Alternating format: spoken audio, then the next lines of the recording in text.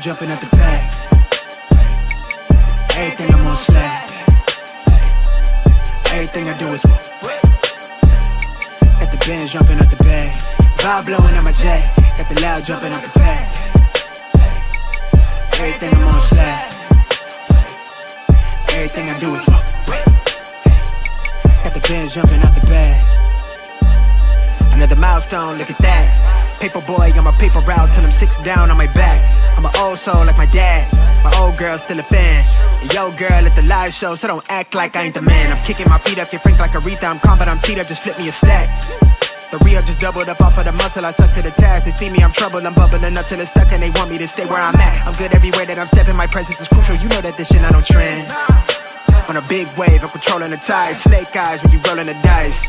So with the stakes inside, I could never take another nigga advice. They can't reach the sky, I'm aiming up high. I just wanna know what it's like. Y'all know what it's like, I come from outside of this. Out the quicksand, I'm the big man, doing big things. Cop a big change, up a state lines, doing stage dives on cam. Get my good side. It ain't no limit to my vision. Check the temp, I'm on fire with it. Got the bands jumping out the bag, Prosecco on ice. I'm nobody nice. Gonna run up a check, demand my respect. I'm doing the most, I never quit. They want me to quit. I'm good as it come, I'm good as it gets. Vibe blowing at the jack, got the loud jumping out the bag. Everything I'm on slack. Everything I do is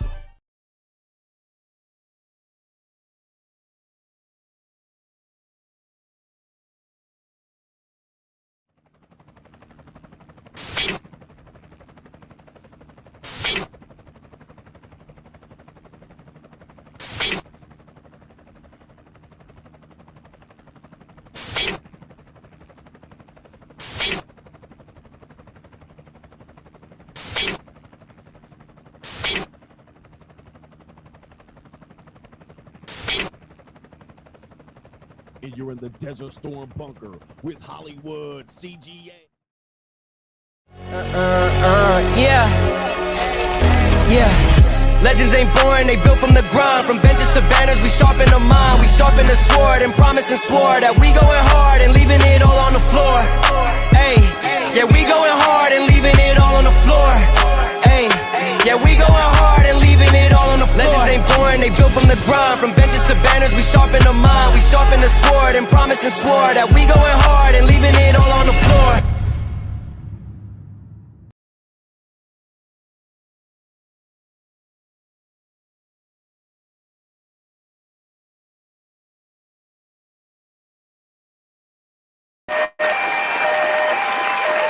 What's going on, everybody? It is Coach Greg Adams back in here with another YouTube live stream. Shout out to the Coach Gang. And that's you. For being in here, being involved, being active on this YouTube channel. And welcome back to the internationally known and recognized symbol of YouTube and excellence and entertainment, the Boss Up Show. Part of the Free Agent Lifestyle podcast here on the Free Agent Lifestyle channel. You in here with the Bruce Wayne of this ish, the King of Kings, the King of Content, and the Speaker of Truth, yours truly, the notorious one, aka Mr. Coachellini, better known as the prognosticator, Coach Stradamus. And you're in the Desert Storm bunker with Hollywood CGA. Also known as EWF, that is every woman's fantasy in the whole fucking show. I'm the CEO, Niggero of Fixes Binds LLC, the unbinder, the undebatable, the undisputed best entertainment here on YouTube. Kevin Samuels call me Senor Gregorio Graybeard. The ladies love to call me Mr. Your third leg was just phenomenal. Also the man with one trabajo. That is the ecclesiastical Mitch Slapper. You're looking at the anointed one. Acknowledge me. The founding father of the After Pill, the junior college sociologist, the Morpheus of the mating matrix, the chocolated Confucius, the Black Moses, the deliverer, also known as the man that ecclesiastically walks in the spirit of Elijah. I'm the man with more nicknames than anyone in the game, but in case you forget those names, just call me Poppy Malo, Hentai CGA, the Lord of the Lings, James Bond, Genghis CGA, Greg Fu Young, or you can call me the Immortal One, the benevolent monarch, CGA, see God Allah. And you're looking at the reigning, defending, and undisputed 14-time demonetized champion of YouTube. 14 times.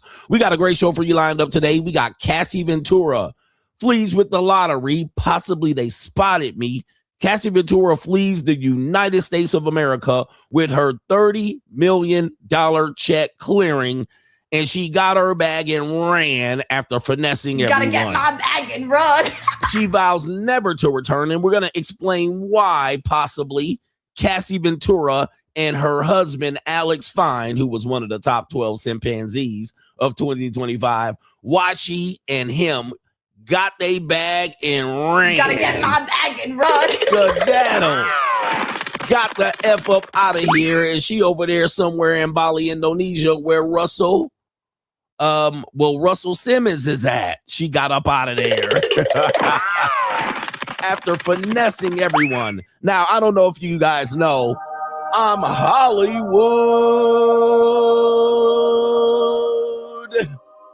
CGA. And I was featured on the documentary by 150 Cent. Or is it 50 cents or 50 Cent? I think it's 50 Cent. Is it 50 cents? Okay. That's one of those things I've never really thought about. 50 cents. Or is this 50 Cent? Is it singular or plural? Or does it imply by 50 make it plural and you don't need to make the cent singular? You can just keep it singular and not plural. Is it 50 Cent? I think it's 50 Cent. I've never really called him 50 Cent. I just called him 50, 50. The cent is singular, but by 50 it implies plural. So you don't need 50 cents. You just need 50 Cent. By the way, that's neither here nor there. I'm Hollywood CGA. And I was featured on the 50 Cent documentary with Diddy for a small time here. A lot of my old JUCOs done saw me. Even my doctor saw me. All right, my whole country family saw me. And everybody saw me on the 50 Cent documentary. And that was right after I became Hollywood, and I left the Mitch ass niggas behind and became the entertainer of all entertainers, your favorite YouTuber's favorite YouTuber. Yes, indeed. Yes, indeed. All right, but I was featured on that documentary, and I was very, very upset of how they portrayed Cassie during the Diddy trial. They portrayed her as the victim when she was very much so the perpetrator, and I'll stand on that. And I'll stand square on that one. You know what I mean? I'm standing on business related to that. And I still believe that she was not a victim as much as her getting her ass whooped. Sure, she got her ass whooped, but that don't mean she was not a perpetrator in this situation. And in fact, she might have a lawsuit. She definitely has a lawsuit in which she stands to lose $20 million. $20 million, ladies and gentlemen. Yes. She stands to lose $20 million. All right. And so, these are one of the motives that why she got her bag and ran. Don't make it about gotta get my bag and run. She actually was threatened by a judge to stop avoiding service of this lawsuit based on one of the people that Diddy was convicted of sex trafficking. Yes. A male escort named Clayton Howard. All right. So he sued Cassie to try to get his $20 million since technically he was a victim of Diddy. And by proxy of being a victim of Diddy, he was a victim of Cassie. Yeah, he was a victim of Cassie. And so Cassie knows her time is up. And there's another reason why she knows her time is up. And we're going to talk about that later on in today's show. So stick around for the best entertainment here on YouTube. We're going to break it down like a fraction. Also, we didn't cover this yesterday, but we got time today, ladies and gentlemen. We got a little bit of time. Rosalinda. Yeah, I got time. Rosalinda is going to be here on her Wednesday and her 3 torta friends or her 2 torta friends. Shout out to my sisters Rosalinda. It is a Gordita Wednesday. A torta Wednesday. Shout out to Rosalinda. They'll be on their way here to clean up house. I got a lot here. I had a guest all last week and they got makeup and all kind of shit, hair and hair extensions all over the house, eyelashes and shit. All right, so she got to clean up for the next girl to come in.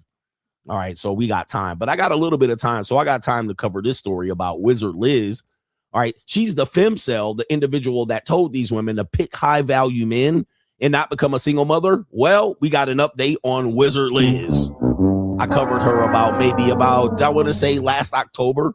All right, maybe last September, October, I covered Wizard Liz. Well, something happened to her. And we're going to talk about that as these incels and femcels all getting exposed for being hypocrites. All right, Wizard Liz update later on today's show. And we got much, much more, but to contribute to today's show, $ the notorious CGA on the Cash App. It is Venmo, Coach Greg Adams TV. It is PayPal, paypal.me/Coach Greg Adams. And that should be near the top of the description box on the Free Agent Lifestyle channel. And you can super chat by clicking the link on the top of the live chat on the Free Agent Lifestyle channel. Who's ready for the best entertainment here on YouTube? Who's ready? I'm ready. I'm liking it. Ooh, when I like it. Hey. Ooh, she likes it, ass nigga. All right, we got that coming up here. We don't got no red pill rage for you niggas today. Not for you niggas today. We ain't got no time for that. All right, we got time to win. We got winning time in the building here. Okay. All right, so we got that coming up here. Oh, we got some pictures of Daphne Joy too. All right, that's a nice little ling. All right, I'm not into big titty lings though. All right, I'm not into fake titty lings and BBL lings. I'm just not into BBLs. I like real natural women. You make me feel. All right, I want to feel on a natural woman. I want to feel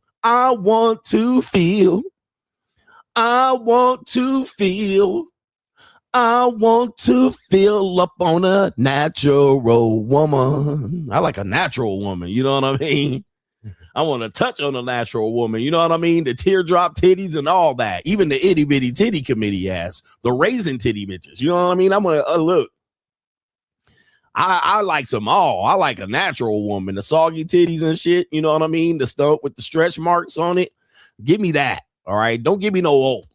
Tightly all sitting up tight, bolt-ons and all. No, I don't want to see all of that. I want to see titties jumping. You know what I mean? I want to see them natural, just wiggling and jiggling, doing the figure 8 and shit. All right, that's what I want to see. I don't want to see no stiff titties sitting up in there, and I don't want to see no fake BBLs. I want to feel on a natural woman. I need that feminine fat. Shout out to Onyx. I need that feminine fat. Anyway. And the little bitty titty committee. I like little titties too. Anyway, that can go into a dark place, but I won't go any further. All right. Anyway, what do we got here? Let's get to the earlier contributors to today's show. It is Wednesday. It is hump day. So hump on a woman's leg with consent. Make sure she consents to this and make sure she actually is the nasty woman propositioning you to get her leg humped on. All right, that's what we do around here. We don't go around here like Mitch's one of, sad that a woman's wanting her leg to get humped on. Ladies, if you want CGA to hump on your leg, let me know. I'm here for you. I'm your guy. If you want a good one here, and I don't kiss and tell. All right. Shout out to our people over on Cash App and Ko-Fi early this morning checking in. It is Ian Williams. Says salute to Hollywood CGA. And he says, Cassie got to get that bag and run. Gotta get my bag and run. She got her bag and ran on you nickies.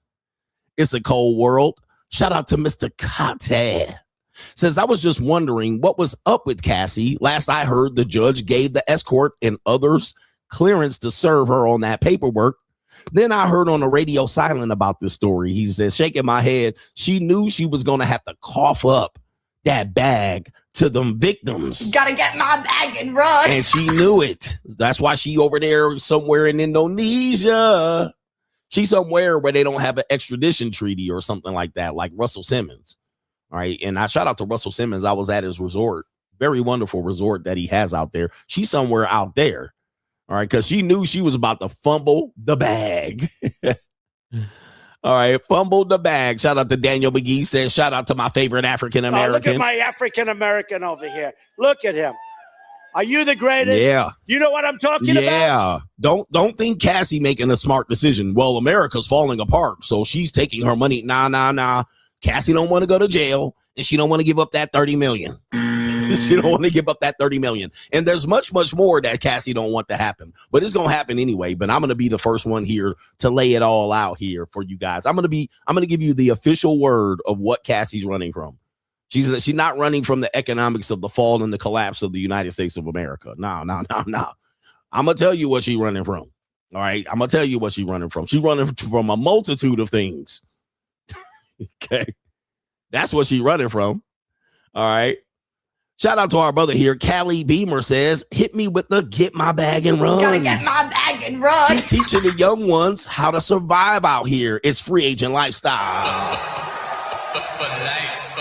For life. Out here, we live in the free agent lifestyle, teaching you young brothers. And what I also want to do, I had a young brother here. He worked for an alarm company. You know, he was fixing because, you know, the alarm company messed up. I was adding an extra camera to my house for my security purposes. You know, I have cameras all inside and outside of my house for my own protection. All right. You know, so niggas can't run up in my spot. All right. Hoes can't bring they pimps up in here and try to slap me up. But what happens is I was talking to the brother and he was looking at me. You know, when they come into the domicile, they see shit. They be like, oh, man, this looks like a bachelor pad. This looks like the Bruce Wayne palace out here. There's no plants. There's no doilies. There's no women's bullshit in here. He's like, this place looks great. Custom leather furniture, big screen TVs. All right, nice island. All right, it's all cleaned up. He's like, man, this is nice. He's seen the workout room. Then he's seen the cars in the driveway. Then he had to go through the garage for something. He's seen the motorcycles and shit and the Porsche 911. He like, Lord have mercy. What do you do? All right, that's it. Look. And that's you. What do you do, my nigga? And I was like, you know, I do a little bit of this and I do a little bit of that. Don't worry about all that. Don't worry about all that. Did he see me? He was like, man, I got to get my swole on, man. I got to start working out. He's seeing me. He's seeing the total package. Hollywood. That's what he's seeing, the total package. He's like, man, this is the life I want. He was like, this is where I got to be. All right. That's what he was like. Bro. You're an older guy. You're in shape. You got all of this shit. You got bras and panties everywhere. It looked like a bra and panty match from the World Wrestling Federation in the 2000s ruthless aggression era. And he's like, this is where I got to be. How can I have this? And what I'm telling you, young men, is this. You can have this. This is not hard to obtain. But what it is you guys want to give all of your time and your energy and your sex to these skeezers, hoping that they love you. And sure, I did that. I got remarried and I had to go all out to recorrect this because I said, I'm never going back. I'm never going back to them plantation. Fuck love, fuck marriage, fuck all that shit.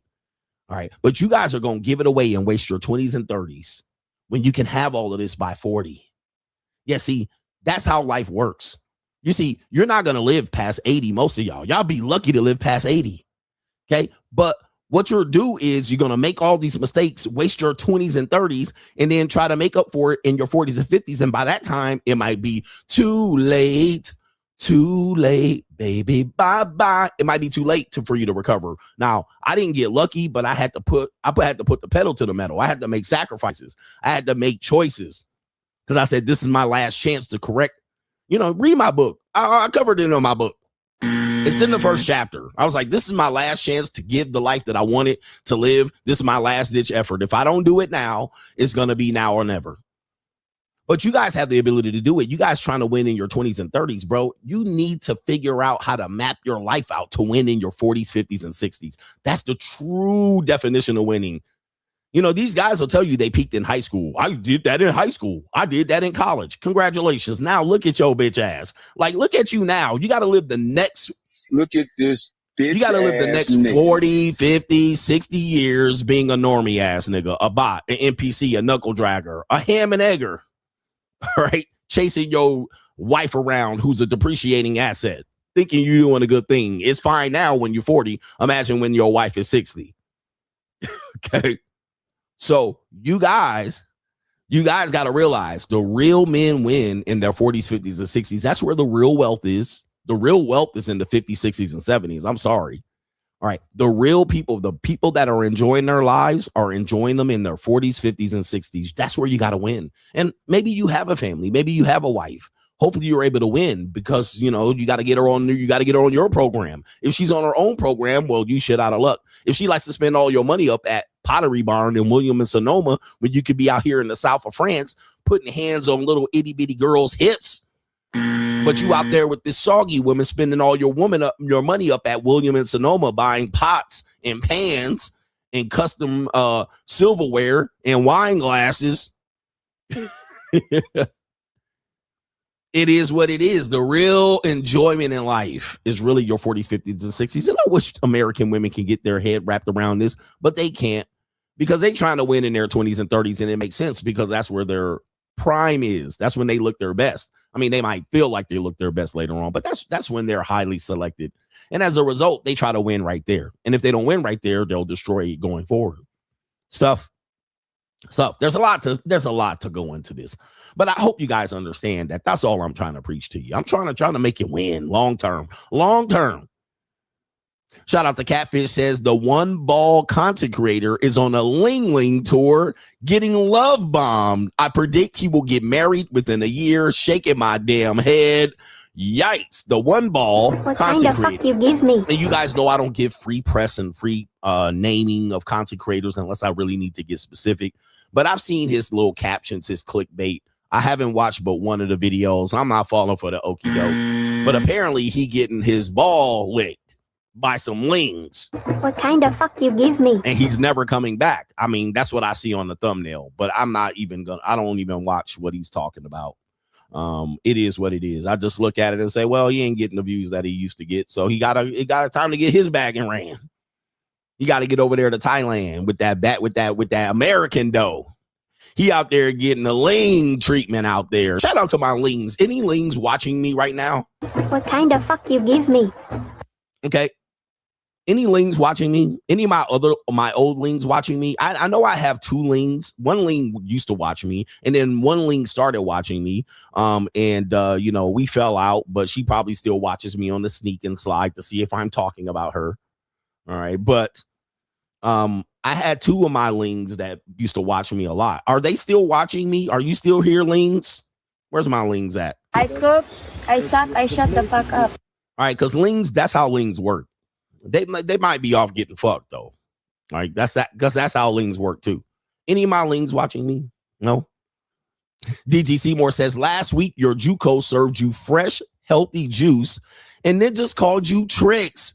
He says these the same bitches getting served slop and soda from a paper plate in red cups. It's clear who has the better strategy and who gets the better deal. It is Hollywood. People don't know how to run this shit here. They don't know how to run it. They don't know how to be a man out here. They're getting served slop and soda. Talking about, look at what my girl gave me. Paper plate ass niggas out here. Talking about it's tricking. Well, it's tricking season out here. We love tricks. All right. We trick or treat around here. Trick or treat. Right. All right. And shout out to DG Seymour with the co-sponsorship early in the game. Shout out to you. Trick or treat. Which reminds me, I got to take my motorcycle over to Harley Davidson. All right. Because I have a recall that they need to fix. But that's neither here nor there. But we want to start off on the funny part of the show. In his Straggle and Sniggle Theater, we got 3 videos to show you what's going on in the world of the Strags and the Snigs. So let's get right into it. Hit the intro. Like, ride with me if you ride with me. You can slide with me if you feel like 550 on the 5 sticky. Come get high with me. That's a deal, right? Straggle and Sniggle Theater.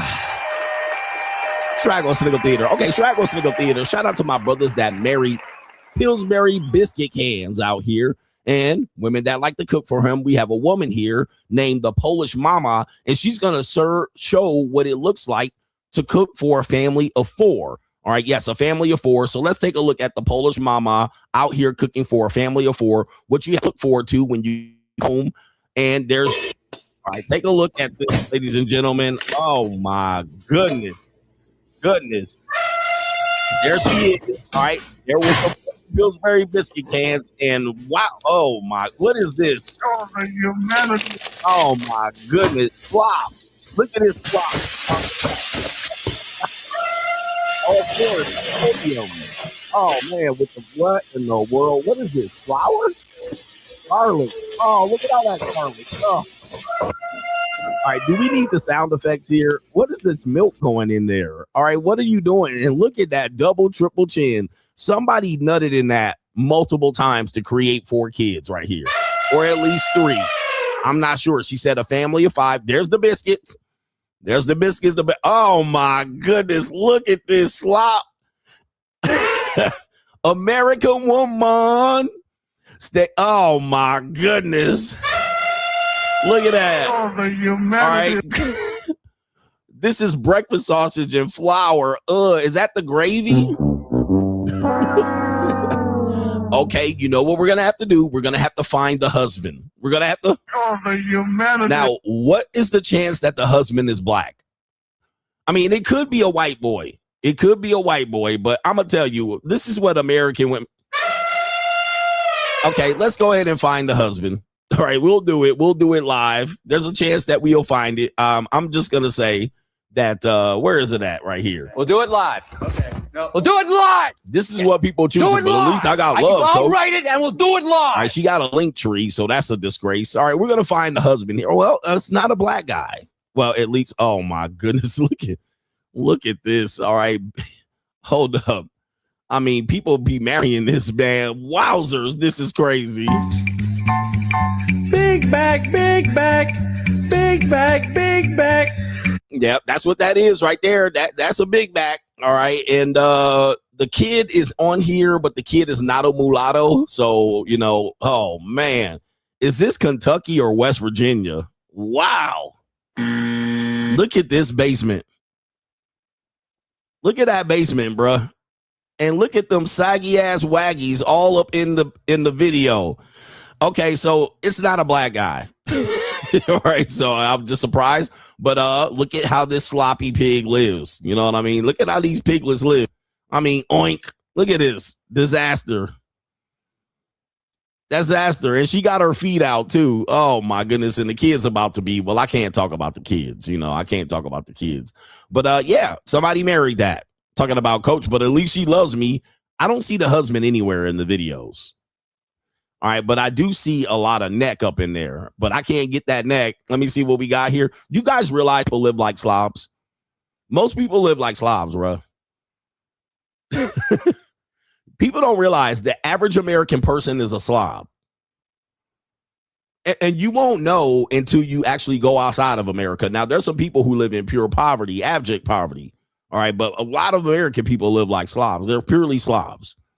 All right, and I'm not even saying that as a way to, as a pejorative. People live like crap out here. The bar is in hell. Speaking of the bars in hell, we have a woman out here. Her name is Amanda. She's going to teach how to pack her husband's lunch. All right, she's going to pack her husband's lunch. She says, packing my husband's lunch. He's a 20-year-old warehouse worker. All right, and he works the graveyard shift. So let's take it to, all right, Amanda Lara. All right, we're going out to Fresno, California. All right, her husband's 28 years old. I'm assuming that she's 28 years old. Let's take a look at what she's got. And look at them titties just leaning to the left and the right. Back, forth and forth. Look at them ta-da ditties. Oh, my goodness, man. This is crazy. Oh, the humanity. Yeah. And what is she doing? What the hell? Is she trying to kill this nigga? Oh, my goodness. What's wrong with people, bruh? And not the paper towel napkins. What is this? Garlic bread? Oh my goodness. This is. Are you trying to kill are you trying to kill him? She trying to kill him. Oh, you done dropped it on the floor. Oh, this is love, coach. This is definitely what love is. Oh, and there he is. Oh my goodness. She didn't even try. Man, I tell you, people are slobs. People are lazy. Come on, ma'am. Oh, of course. Some processed food. Oh, thank you, ma'am. And she don't even look happy. This woman must have him. She must be the top beneficiary of his life insurance. I mean, and look at that mush mouth. Is this love? Is this love? Like, what are we doing as Americans, as people? And the Tata Diddy all over here just sleeping. She need to wake the Tata Diddies up before she get up. You know what I mean? And look at this. Right in his lunch pail. At least he gets some forks and a spoon. All right, there's the man right there. There's the love of her life. Coach, but what about love? And look at his build. Oh, my goodness. People are slop-a-lops. This is what I call slop-a-lops out here. Look at this. Oh, my goodness. This is crazy work. Oh, the humanity. Coach, I need a woman that's traditional. Look at this. Is that salami? And did she just squirt a little bit of mayonnaise on there? Oh, my gosh. Sloppy slobs. Slobs, I tell you. Okay. And Straggle Sniggle Theater, we're going to take you to the niggas. You know what I mean? Because we got the white people.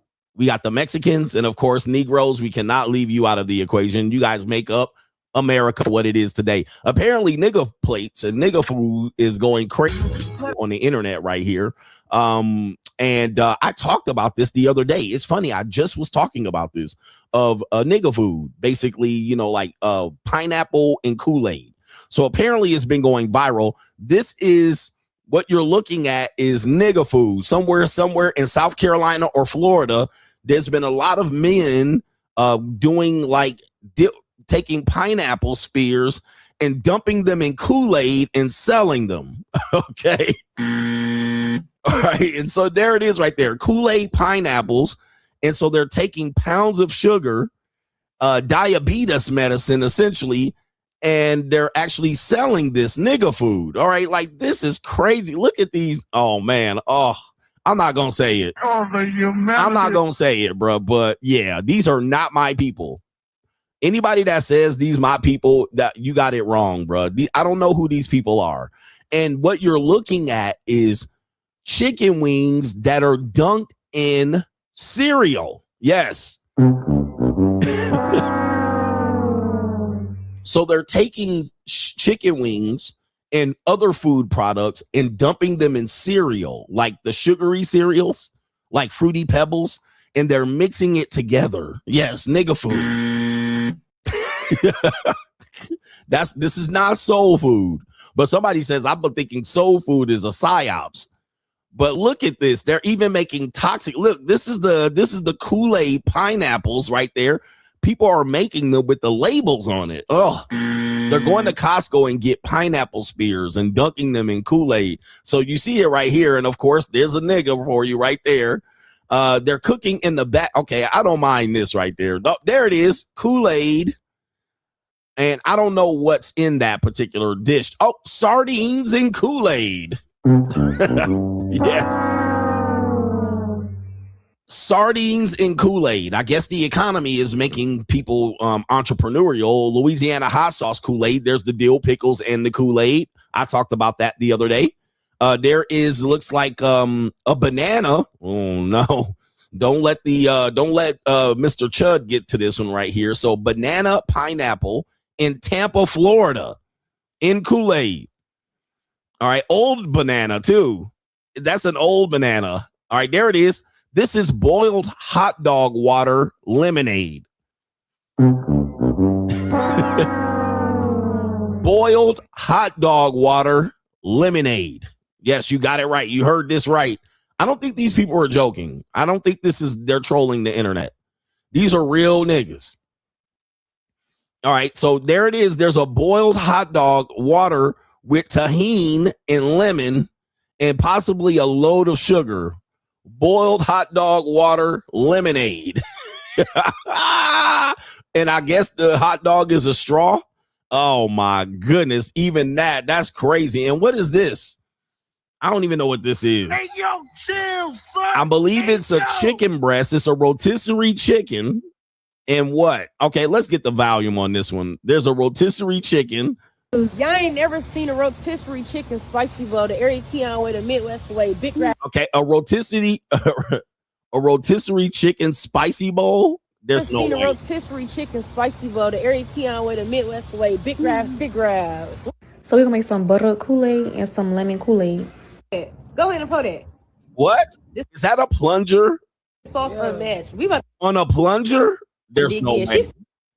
And that's not AI, my friends. That's a real nigga. All right, but they're eating some sort of chicken with gravy sauce on a plunger. When I tell you the bar is low in America, you don't realize how bar the low is until niggas. I mean, come on, bruh. said no. What do we got here? I'm too excited. Are those injection needles? I gotta make sure. Okay, that looks like some sort of Fruity Pebbles on some sort of, I would say it's French toast with some bacon and avocados. Ringeth the bell. Ring the bell, ladies and gentlemen. These are your people. How dare you say these are my people? I am not related to this group of people, man. These people are ignoramuses. Oh, no. Oh, my goodness. These people are going to die a horrible death. All right. Anyway, that's Straggle Sniggle Theater. Shout out to yo people. Like, ride with me if you ride with me. You can slide with me if you feel like 550 on the 5 sticky. Come get high with me. That's a deal, right? And I'm going to tell you, nothing is going to get you rich overnight. Okay. You're going to have to build this particular well. So with that being said, I'm going to put this up here. Non-disclosure agreement. First, he says that has to be at least $5,000 in equipment, allegedly. Yes. Don't invest in your show. Your show will suffer. When I hit 300,000, of course, I was listening to you. If you train your mind and you apply and you actually study and level yourself up, oh yeah, you're going to get the money. But you have to be dedicated. You need multiple streams of income. This is a non-negotiable at this point. If you only have one income, if you lose that income, now where are you? Never had an emergency fund. Never. Because if you have the ability to save money in excess of your needs, then that money should be multiplying for you. What we do is we help with unified systems, your brand system, your web system, your data, and your operations. If you get into a situation where you were going to take a shortcut, this is when you're going to get scammed. Like you apply to a job and a day later you got a rejection letter. Nobody read your resume. The AI rejected your resume. I have my cameras down here so that it's always behind everything else. One of the things that we definitely want to practice in picking these stocks, you definitely want to exercise patience. So if you're doing diligence on a stock and you don't have to buy it at that particular point in price.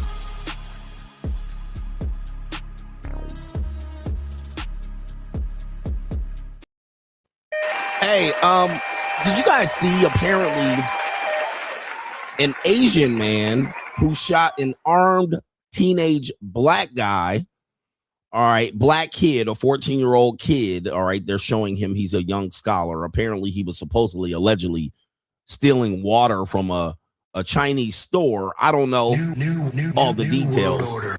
And neither do I care about the details. I'm not going to get emotional about it like you dumb people. You guys going to fall for the okey-doke again. I already see it, and I done told y'all. Here come the okey-doke again. So apparently he has been found not guilty of this particular crime, and people are up in arms, and I see them arguing about this situation, talking about there's no justice and they don't look at black people as human beings. Well, that is what it is. It is what it is.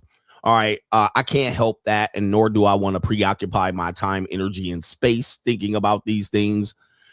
It doesn't happen in my backyard. But here's the funny thing. Don't you know that this is right on the heels of the Carmelo Anthony trial? Carmelo Anthony, if you guys don't know, is going to be the individual who's accused of stabbing a white boy in cold blood at a track meet because the white boy was allegedly bullying him and he stood his ground. Although he came to the track meet premeditatedly carrying a knife because of possible prior bullying. Nor do I care about the details of this case because Carmelo Anthony is going to prison. He's going to prison. All right. So that's going to happen. And the reason it's going to happen is not because of justice or injustice. It's because of the oldest okey-doke in the book. And the oldest okey-doke in the book is the Democrats need you niggas emotional. All right. And it's right about time where we can have a nigga lynched by a non-black for us to pay attention to this right before the midterm elections. Oddly enough, last year, I didn't hear about any of these stories. Now, these stories probably happened, but I didn't hear the media focusing their attention on this. But it's right on time, and you niggas are going to fall for it again. But don't at me about it, the details, and I don't understand, and I'm out of touch. I don't give a fuck. That means cities are going to burn again. We're going to have cities under siege again of people acting like they care about niggas getting killed, despite the fact that niggas been getting killed all year long in the previous year and the previous year to that. All right, but y'all gonna make this a big deal again because you monkey ape baboons always fall for the okey-doke, and right before midterm elections, y'all gonna get emotional, and another nigga going to get killed. It all comes times. It happens in threes. It's the same story every election cycle, and I'm frankly tired of it. All right, and don't get emotional about it. I haven't gotten emotional since Trayvon Martin related to this, because if you look at all of these cases, they always happen during the election year or a midterm. All right, so here we go again. They got y'all all hyped out, but they know you guys is going to subside. But right as it's subsiding, Carmelo Anthony is going to get put in prison. All right, and then when that happens, y'all niggas going to start trying to light shit up, and then one of you monkey ape ads niggas going to get killed in the middle of the street during the riot, during the summer, and then it's going to be the third one, and y'all going to be going crazy. The Democrats are going to act like they're going to help you, and they're going to swing the election their way just like clockwork. Now, for the people here that are watching me, don't say I didn't warn you. I'm not here to debate the points or argue the details of the case. I'm just telling you how the shit works. I've been here for a long time. I know how it works. If you don't know how it works, that's your problem. But this is what it's going to be. So consider that before you take the streets and start throwing Molotov cocktails and acting all emotional and chimping out and jumping on cars and breaking white people's breaking white people car windows and trying to burn up Chinese people's stores. I hear ignorant people saying that people shouldn't buy from the Chinese anymore. They shouldn't get their nails done and their hair done and all of this shit. I'm like, number one, these aren't Chinese people. These are also Vietnamese people, Korean people that had nothing to do with this nigga getting shot. Okay, but y'all gonna fall for it anyway. All right, but and y'all gonna want to debate the points. But again, it ain't me debating the point. It's me proving my point again. Every election cycle, niggas gotta die. All right. And when they die at the hands of non-blacks, it's some sort of problem. But when blacks die at the hand of blacks, it's not a problem. So don't at me. Anyway, that was your New World Order news today. New World Order. That was your New World Order news. I don't give a fuck at the end of the day, but you know. Oh my goodness. This is a crazy, crazy time out here. Shout out to VMAS said, some gray-bearded wise man that I can never remember his name once said, there are no victims, only volunteers. In Coach We Trust, seek first. For your information, Ko-Fi still chimping out like they do Biden's NBs, all right? Like a do Biden NB. I told you to do Biden. All right, yeah, man. Shout out to Ko-Fi trying to fuck up my bag. All right, the New World Order knows that CGA needs Ko-Fi. Ay. Donnie Yee says, I had a huge boss up moment this year. He says, as a part of my free agent lifestyle journey, I love to travel. As it turns out, my 401k hit $1 million while I was partying overseas. Like you say in your book, you want to be the one who is earning more interest than you are paying. Shout out to our brother Donnie Yee for making that money. Hit $1 million. Donnie Yee about to get that bag and run. Shout out to you. Congratulations out there. There's two type of people. Those who make interest and those who pay interest. Sometimes you're both. Most times you're neither. What type of man do you want to be out here? And ladies, you know, I open up the opportunities for ladies to be a part of the free agent lifestyle as well, and the boss up philosophy and the movement of the shield. But do you want to pay interest or make interest? You know, anytime you're paying interest, you're going to pay double what you possibly can make. And how about Bitcoin right now? How about Bitcoin? Right, taking a bite, taking a dump. I remember people were predicting Bitcoin would go to $250,000, and I also heard people saying Bitcoin would hit 25,000. All right, 25,000. Now, at this particular point, Bitcoin is at 65,000. What do you think's more likely to happen? Bitcoin to 25,000 or Bitcoin to $250,000? Now, if you ask somebody last year, you would say $250,000, easy peasy. However, people losing their ass right now. 65,000 as of right now. It's 66 earlier today. 65,000 and declining today. It's down $821 just today as you woke up. So what do you think the bottom is? Could it hit 25,000? Well, I'll certainly will lose a lot of money, but not all of it. Okay. But anyway, it's a cold, evil world out here. Shout out to Donnie Yee. Congratulations for playing the long game. And Donnie Yee sponsored today's show because he's running a big bag. I'm rich, bitch. He running a big bag. Shout out to V-Tech, says the primary elections deadline was yesterday in New Jersey. My parents told me to vote Democrat and do Biden. I ended up not voting because I didn't do my research. The community ain't getting my support for no reason. Big up, coach. And shout out to you, brother, for holding the line on that. Don't let them pressure you out here to throw a vote away when you haven't done the research. All right. And it's okay. Next time you'll do the research so you know who to make a proper vote for, be it a Democrat or a Republican or an independent. All right. Shout out to the people who wish one day that the independents will be a viable party. But there's already like 8 independent parties, so that's not going to happen. All right, the independents aren't united themselves, so that won't work. But shout out to you, man. Don't be forced into voting your grandmammy's Democrats. Shout out to Dr. W says, one of my JUCOs and I both know we're not the only one. I remember your teachings to keep my head on straight and not catch the feels. She's an open book to me, which is nice, but keeping a straight face sometimes when she says things. Oh, the humanity. Yes, indeed. Oh, the humanity. Free agent lifestyle for life. Hashtag the shield. But the part of this is that the JUCO teachings is it's not your girl, it's our girl. And yes, sometimes when she says things, you just got to say, hey, this is a part of the life that I live. It is what it is. But sometimes women say things and they're, you know, you think you're the only guy, but you're not. So, you know, keep that in mind. She's not our girls. And sometimes I'll say one of my JUCOs, but at the end of the day, it could be a lot of men's JUCOs. We just sharing. And a lot of guys don't have the stomach for it. They be like, do you have the stomach? Coach, man, you sharing her. So are you. You're sharing your fat wife too. All right. So anyway, let me see if we got some other people that we need to acknowledge. We got Nathaniel.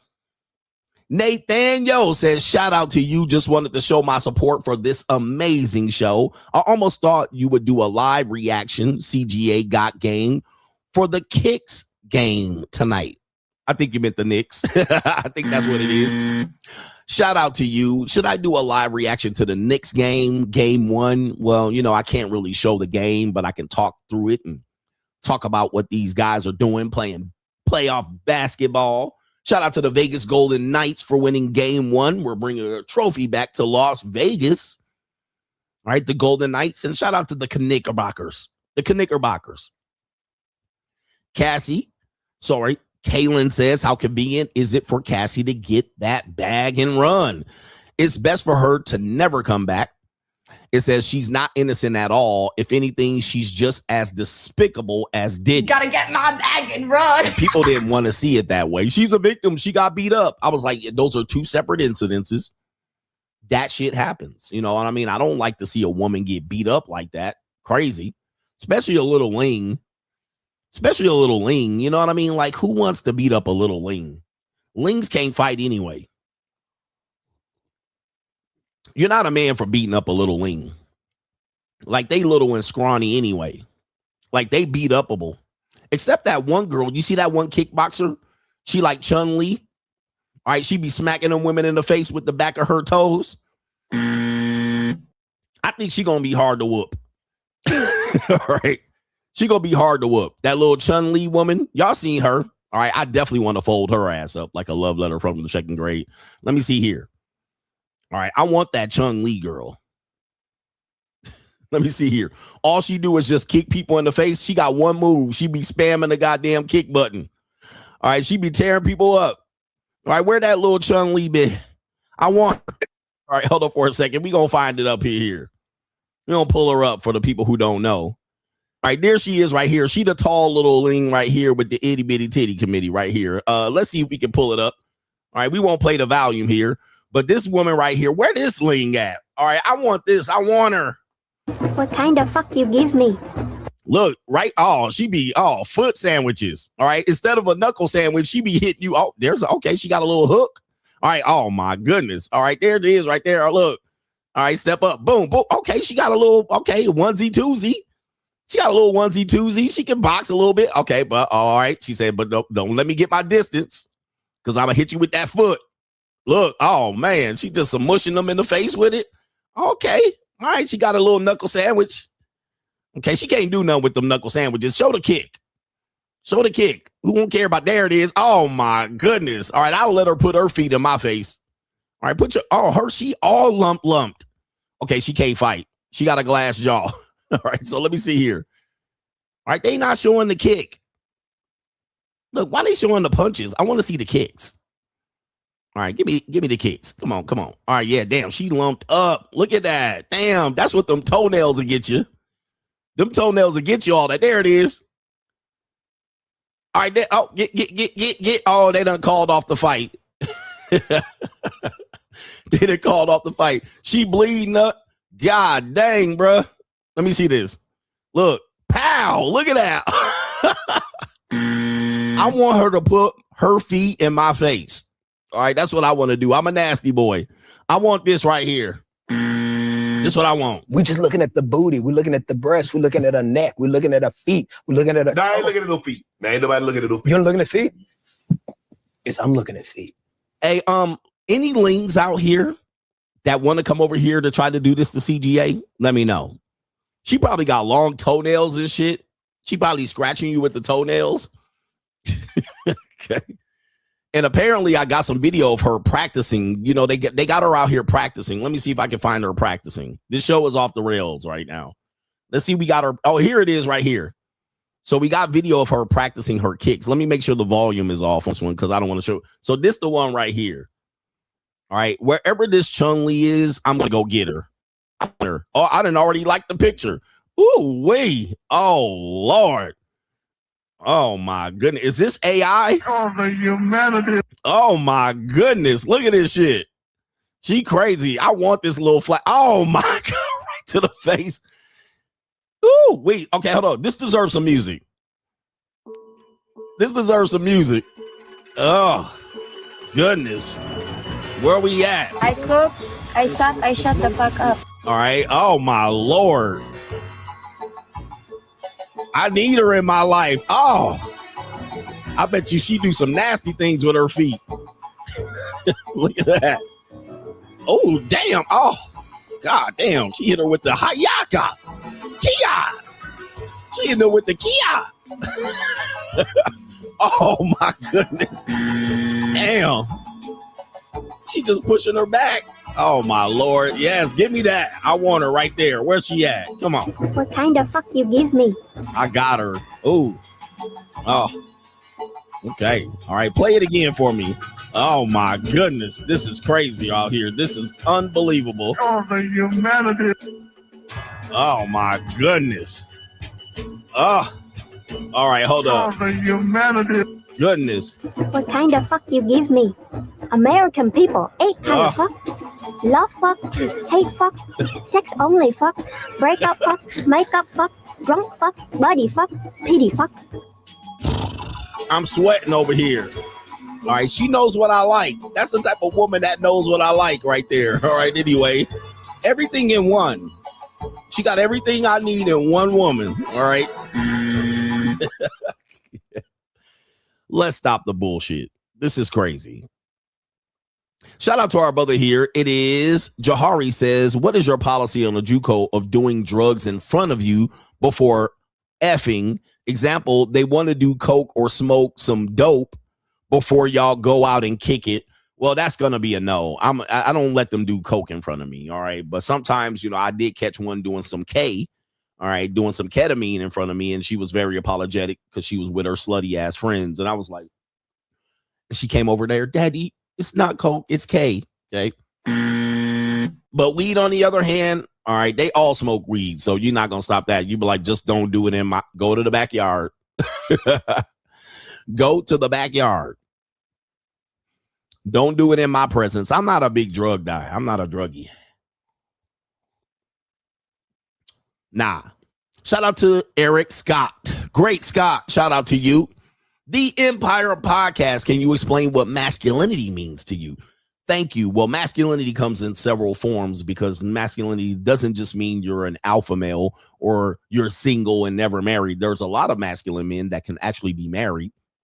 And men who do marriage right can maintain a level of masculinity, but they really can't defeat the court system. So this is why you can be single and masculine as well. But it doesn't mean alpha. It is just representing what it is to naturally be you and then have people under your authority. So you have the authority of nature of what people will describe. God, man, woman over child. So God over man, man over woman, woman over child. That is the masculine order. And that has worked for a long time, except for today. But I'm going to even tell you, a lot of women who portray that they have their own levels of masculinity, which is bossing up, being a leader, stepping up. These women want masculine men to reign over them. So they'll even ask for conservative men that have a liberal viewpoint, right? Masculine men that have conservative backgrounds that have a liberal viewpoint. So it is basically the order of nature. This naturally is going to work. Men who actually have relationships with women that the woman is the masculine, where she has the woman over man, or in essence, she believes in feminist ideology, those men are going to suffer in their marriage.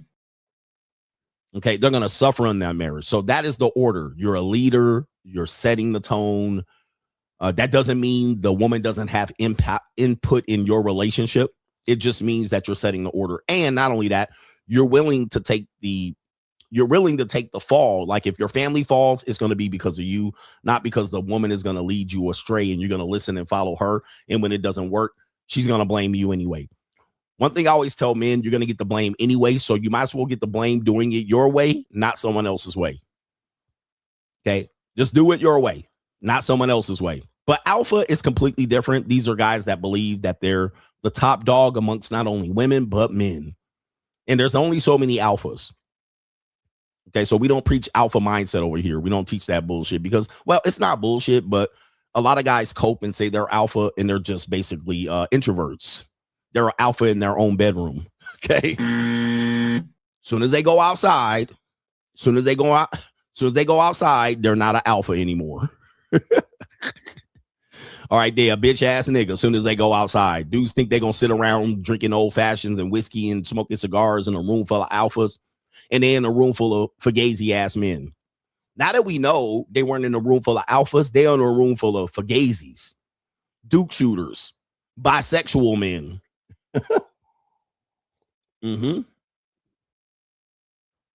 But masculinity is the authority. Masculinity is what you should naturally be doing. And a lot of men will fall into a little bit of submission, all right, which is feminine.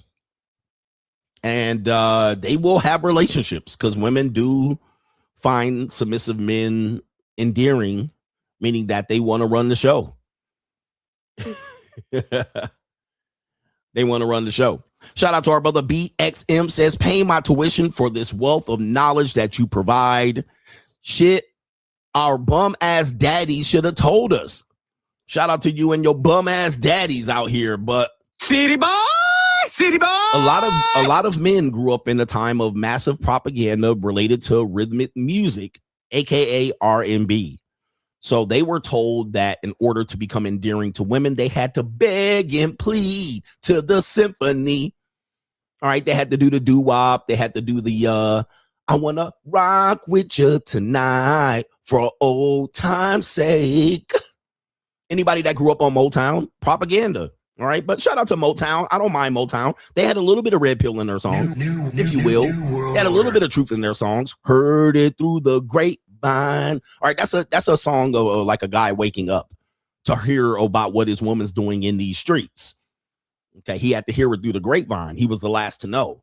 But a lot of men didn't realize, shout out to Smokey Robinson, the legendary writers of Motown. A lot of these men, there were only a few writers of Motown. There was a Puerto Rican guy who was a writer at Motown, a Mexican, I believe, or a Puerto Rican. There was Smokey Robinson. A lot of this propaganda put men in the effeminate. In a very, very tragic time in our country, which was the 60s and 70s. It set a lot of us back. Civil rights movement era and this type of shit. It set a lot of men back. But it was men becoming of age, listening to a lot of music that was overwhelmingly pushing love over everything. And then that eventually led to equal partnerships and this type of thing. Yeah, man. And rest in peace to Peebo Bryson.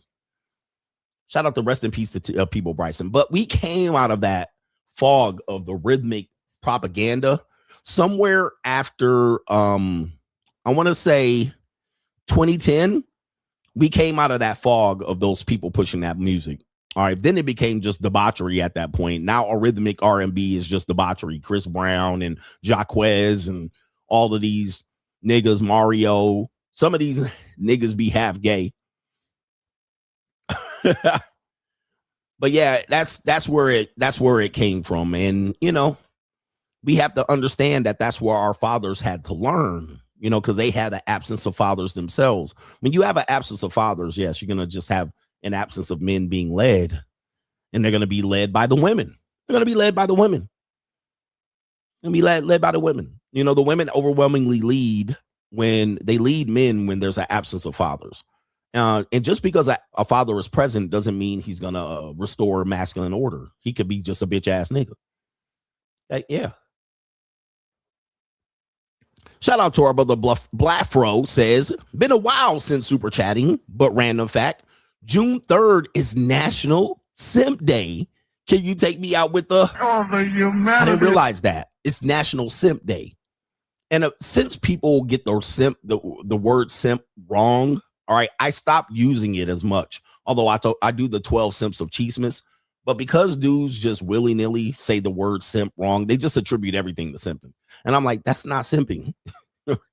That's what you're describing is not simping. Like they'll mix tricks and simps, hoes and miss tricks and provider. Like there's a woman that has a video, has a great video of defining what a simp is, what a trick is, what a provider male is. But we'll all mix it up. You'll mix a provider male and call him a simp. But I'm like, no, he's a provider male. That's not simping. Right? Women will call a provider male a trick. And I'm like, that's not a trick. That's a provider male. Or that's not a provider male. That's a trick. So this is why I don't really use the word as much. Just like alpha and beta, I don't use these words just loosely. I'll use them as a bookmark term to describe something so you immediately understand.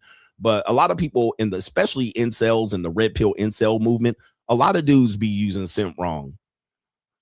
They use it completely wrong. It's crazy. I'm like, that's not what it means. And if you guys want to know, press 1 in the chat. I'll play the video of the woman describing it because I think she's done one of the best jobs describing what each one means. A provider male is not a simp. He could be a masculine provider male. Just because he pays all the bills doesn't mean he's a simp. Just because he pays the bills doesn't mean he's a simp. And the reason why, is a provider male gets what he wants. A person that pays all the bills and he gets what he wants is not a simp. He's just a guy who provides, and in turn, the wife does exactly what he wants. That's not a simp. Okay. But he also, a provider male has conditions to his provision. So if she stops doing what he does, he just pulls back the provision. That's not a simp. Soon as she pivots and does something else, he just says, no more provision. That is not a simp. That's him getting what he wants, paying for what he wants, and then pulling back. A simp pays for something, and oftentimes he pays for the possibility of sex. He still gets nothing. He may get nothing. He may get a little bit of something. He may move up the friend zone and back. So again, a guy that goes on a date could be a simp. So he's paying for possibility of return. he takes a girl out for the possibility. So any guy that does that can be considered a simp. So a simp typically gets nothing in return or very little in return. He's paying in to get something in return and he gets nothing. So a trick doesn't do that. A trick pays and gets exactly what he wants, but he doesn't keep the woman. He moves on to the next woman. So a trick is not a simp. The trick gets exactly what he pays for, but he also doesn't have to keep and maintain the woman. He just basically says, okay, I got what I got. I got what I paid for. I'm moving on over here to the next one. That's a trick. Dudes get all three mixed up, and that's not true. So let me play the video of the woman describing this, because I think she did the best job of describing this of anyone, including the men, because men get emotional about this. Let me play it right here. She doesn't go into the provider mail because it gets cut off, but she talks about this, and I basically gave up with it. So here it is. Because he loves you. He loves tricking. All right. So she said the trick doesn't trick on you because he loves you. The provider male loves the woman he tricks on. The provider male loves the woman he tricks on. And somebody said all three are lames. So the guy who is neither one is a loser. Just so you guys know, the guy who is neither one is called a loser. So if you're neither one of these guys, you just a loser. All right, you're nothing. You're not a man. You're just a male. You're just a male with a penis. So don't think you're above any of these three. You're actually below. If you're neither one of these guys, you're below all of them. Just so you know, you're a loser nigga. Just say you're a loser nigga if you're neither one of these people. So let's go ahead. Never put yourself. You can't put yourself above any of these guys. You're below all of these guys. You're just a broke loser nigga. All right. So let's continue. So this guy says a trick doesn't love the woman. A provider male loves the woman he provides for. A trick does not love the woman. Doing it for the love of the game. Since y'all trying to change the definition of everything and now everybody's all confused, I'm about to break down the difference between a simp, a provider, and a trick, because y'all confused and y'all confusing me. Okay, let's break it down. Starting with number one, the simp. Now, the simp is the man that will give you everything while receiving nothing. That's pretty simple. This is the pretty simple of the definition of a simp. And they used to have an acronym, someone idolizing mediocre punani. So no matter who the woman is, the guy will simp. And I think it's a tactic for him to get her to love him. So he wants the love. He doesn't want to give love. He wants to receive love back.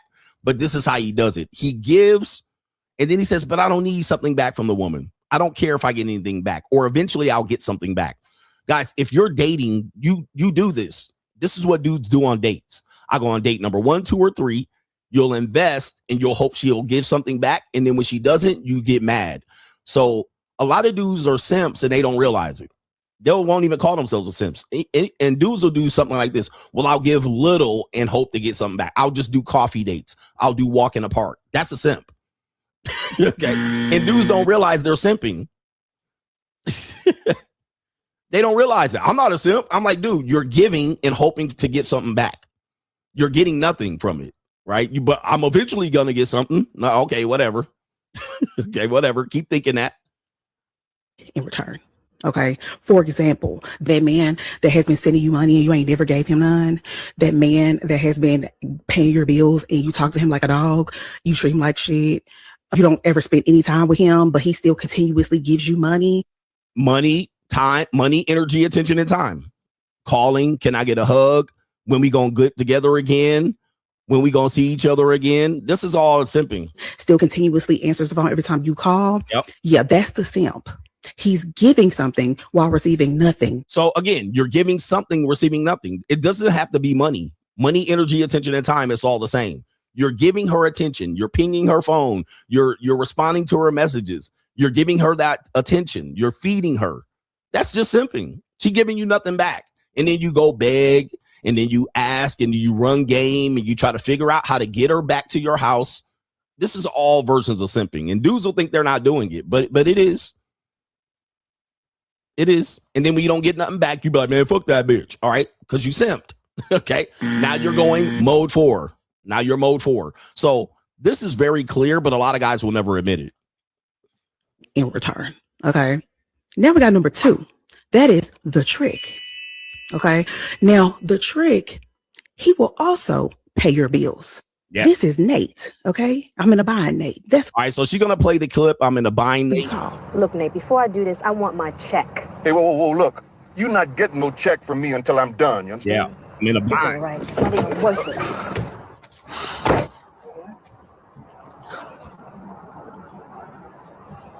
In a bind. You're not getting shit from me. I'm in a bind, Nate. You ain't getting nothing from me until I get my meat fixed. Some other time. Next time. Yeah. I need that money now. Nate, the trick is the one that's going to pay your bills. Yep. He's going to take you out. He's going to do all these things, but he's going to make sure he gets something in return. I'm leaving here with something. I'm leaving here with something. If a guy tricks, he always leaves here with something. He never tricks and leaves with nothing. This is the clear difference between trick and simp. I'm hate to educate you, but she's right. The guy is going to do these things, but he gonna leave here with something. The guy who simps, aka dates, is gonna leave with nothing, and he's gonna figure out how to get something later. Slow pimp, game, manipulate, beg, money, energy, attention, and time. And then what'll happen is he'll get mad after he invests. I paid this attention to you. I spent time with you. I took you out on a date. He'll try to get something after the fact. And if he doesn't, he'll get mad and he'll be like, these hoes ain't shit. She knew what she was doing. Yep. But the trick is going to always leave with something every single time. There's no exceptions to this rule. There's always something owed back to the trip. He puts up, she puts out every single time. Every single time without fail. There's no exceptions to this. The guy doesn't move unless he knows ass is going to wiggle and titties going to jiggle. He leaving with something. There's no finessing the trick. He gets what he's paid for. I paid for that. Sometimes he might overpay. That's his problem. That's what he wants. I'm going to overpay. I'm getting with something. I put in, I get out.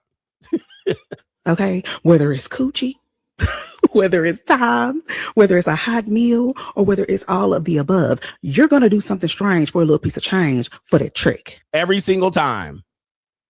There's no exceptions. Because if it doesn't happen, he does what? Tell him what he does. Okay. Tricks are leaving here with something. Every time. Okay. Tricks are not to be confused with simps. Now, tricks are not to be confused with simps. Everybody knows this. Should be, but a lot of males don't know this. They'll just confuse the two. They'll be like, oh, well, you simping for her. No. Simping means I leave with nothing. Tricking means I leave with something. That's the difference. You don't marry the trick. You don't get in a relationship with the trick. Now, this is for the women, because women want tricks that act as provider males. But she's going to clear up this with tricks. Some of y'all who ain't never had shit, ain't never had nobody do nothing for you, are falling in love with the tricks. And that is a problem, because a trick, he will always find a new woman to trick off on. There it is right there.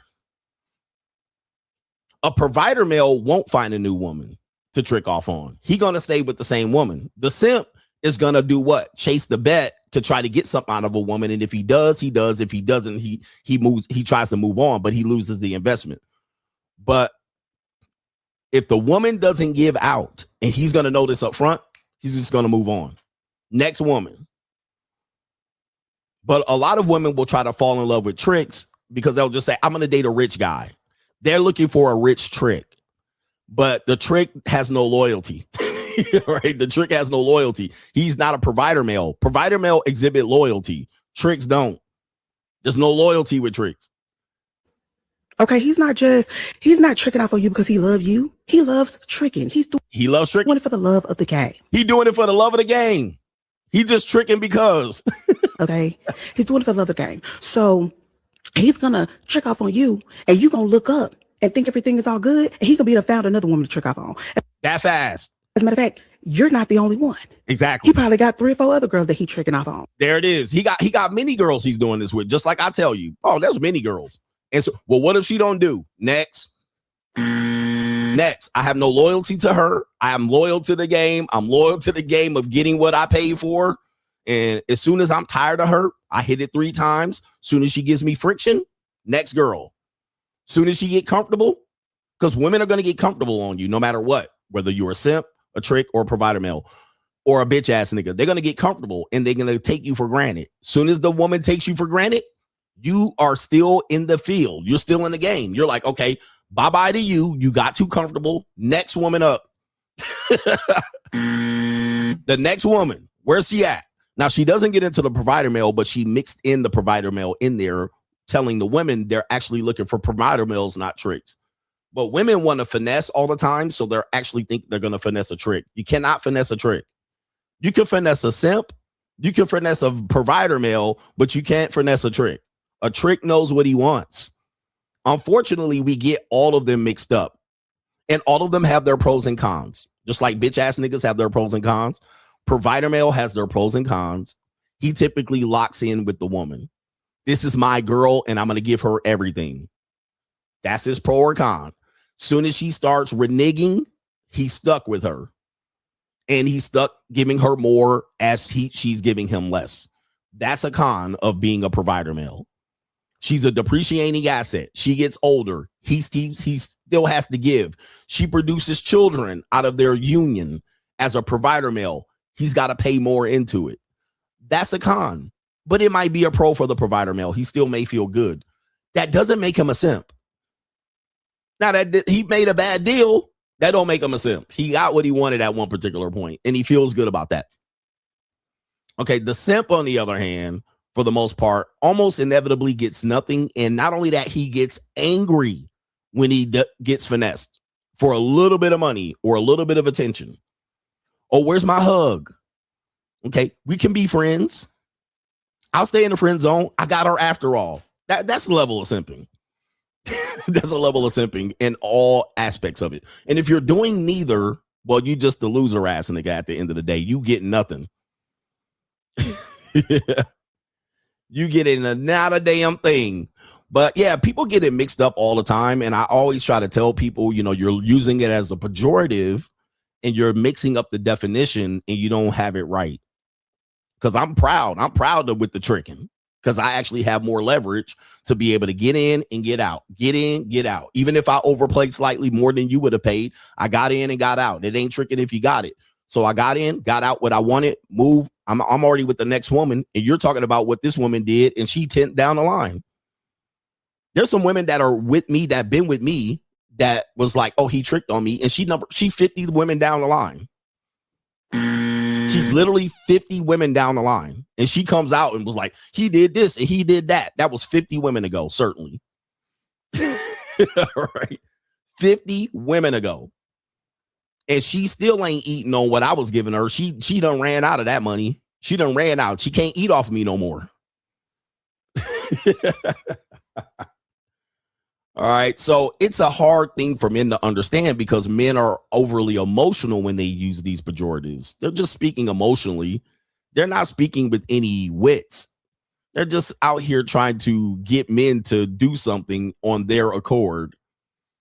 Anyway. Yep. She got some makeup out of me on one trip. Like, we went to Sephora once, but guess what? That makeup gone. That makeup is gone. All the drinks are gone. All the chicken wings gone. The dinner date out at Carver State, the food is gone. The leftovers are gone. That was 8 months ago. That was 12, 15 months ago. It's all gone, baby. All that lip glop, gone. Whatever I gave you is gone and consumed. You done shit it out, whatever that food that you had. It's in the toilet, down in the pipes in the sewers. That shit is gone. You can't eat off of that no more. All the hookah we smoked up and all that dispensary dope that we stopped at to pick up. All right, it's all smoked up. It's in your lungs. She can't eat off of that no more. She can't live off of that. The provider male, she can continue to live off of. The simp, she can just find another group of simp to keep giving out here, giving, and her giving up nothing. So she'll target those guys too. Yeah. All right. Anyway, Men are in here mad. They're angry. I don't like your definitions. Darian says, appreciate your time in Vegas, coach. Finally back at the crib, ready to work. He says, you know, I'm eyeing that money mindset elite. Shout out to Larry C with the great dad joke. Sent me out with the shut your bitch ass up. Shut your bitch ass up. And shout out to you, man. And he says, boss up. Shout out to Darian, man. Good to see you out here in Vegas. But I did want to give Blafro co-sponsorship for today. Thank you for setting it off. I wanted to talk about that, and you actually were the catalyst to talk about that. And you see, I was prepared with the clip, and I emptied it out. So what segment should we skip since we went on that a little bit? Okay, I see the segment we should skip. So I'm going to move on to Crime and Law CGA. We're going to do a little bit of crime and make it official out here. Okay.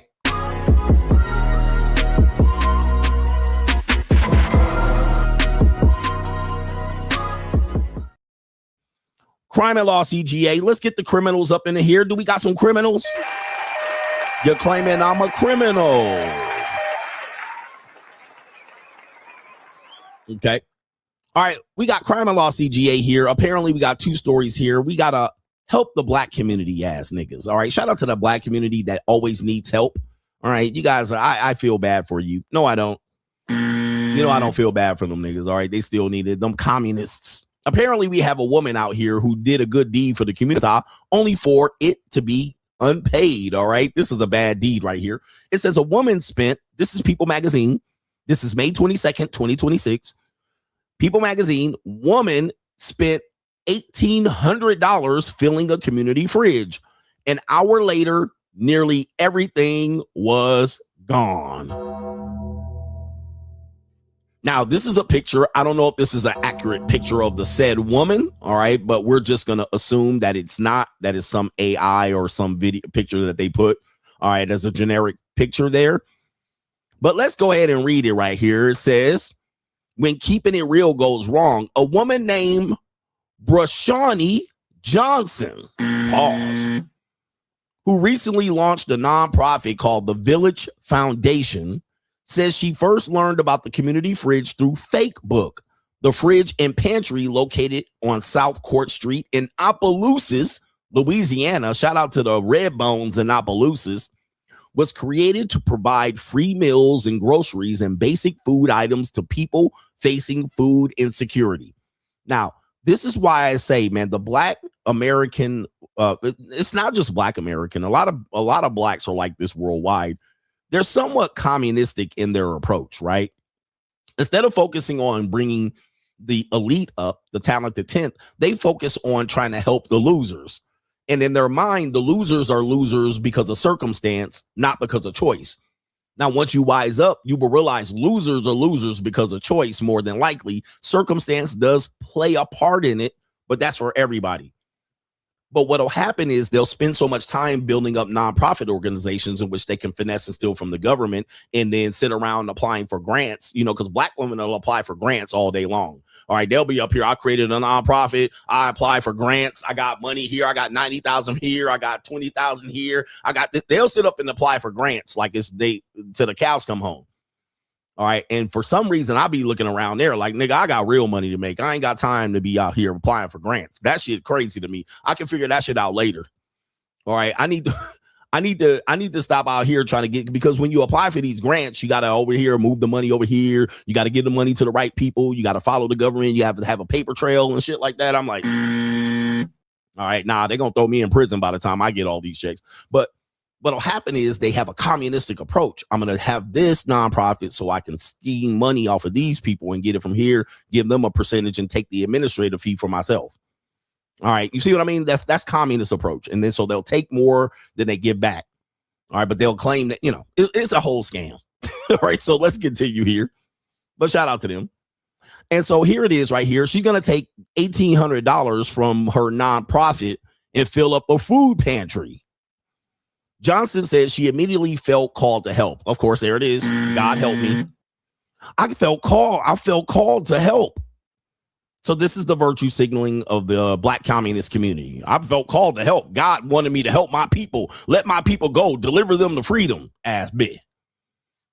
She purchased groceries, snacks, and ready-to-eat foods, choosing items that could help people who may have access to the stove. They may not have access to the stove, kitchen, or electricity. Her donation included things like peanut butter, jelly, crackers, and Vienna sausage. Yeah, this is what people need, I suppose. You couldn't go door to door.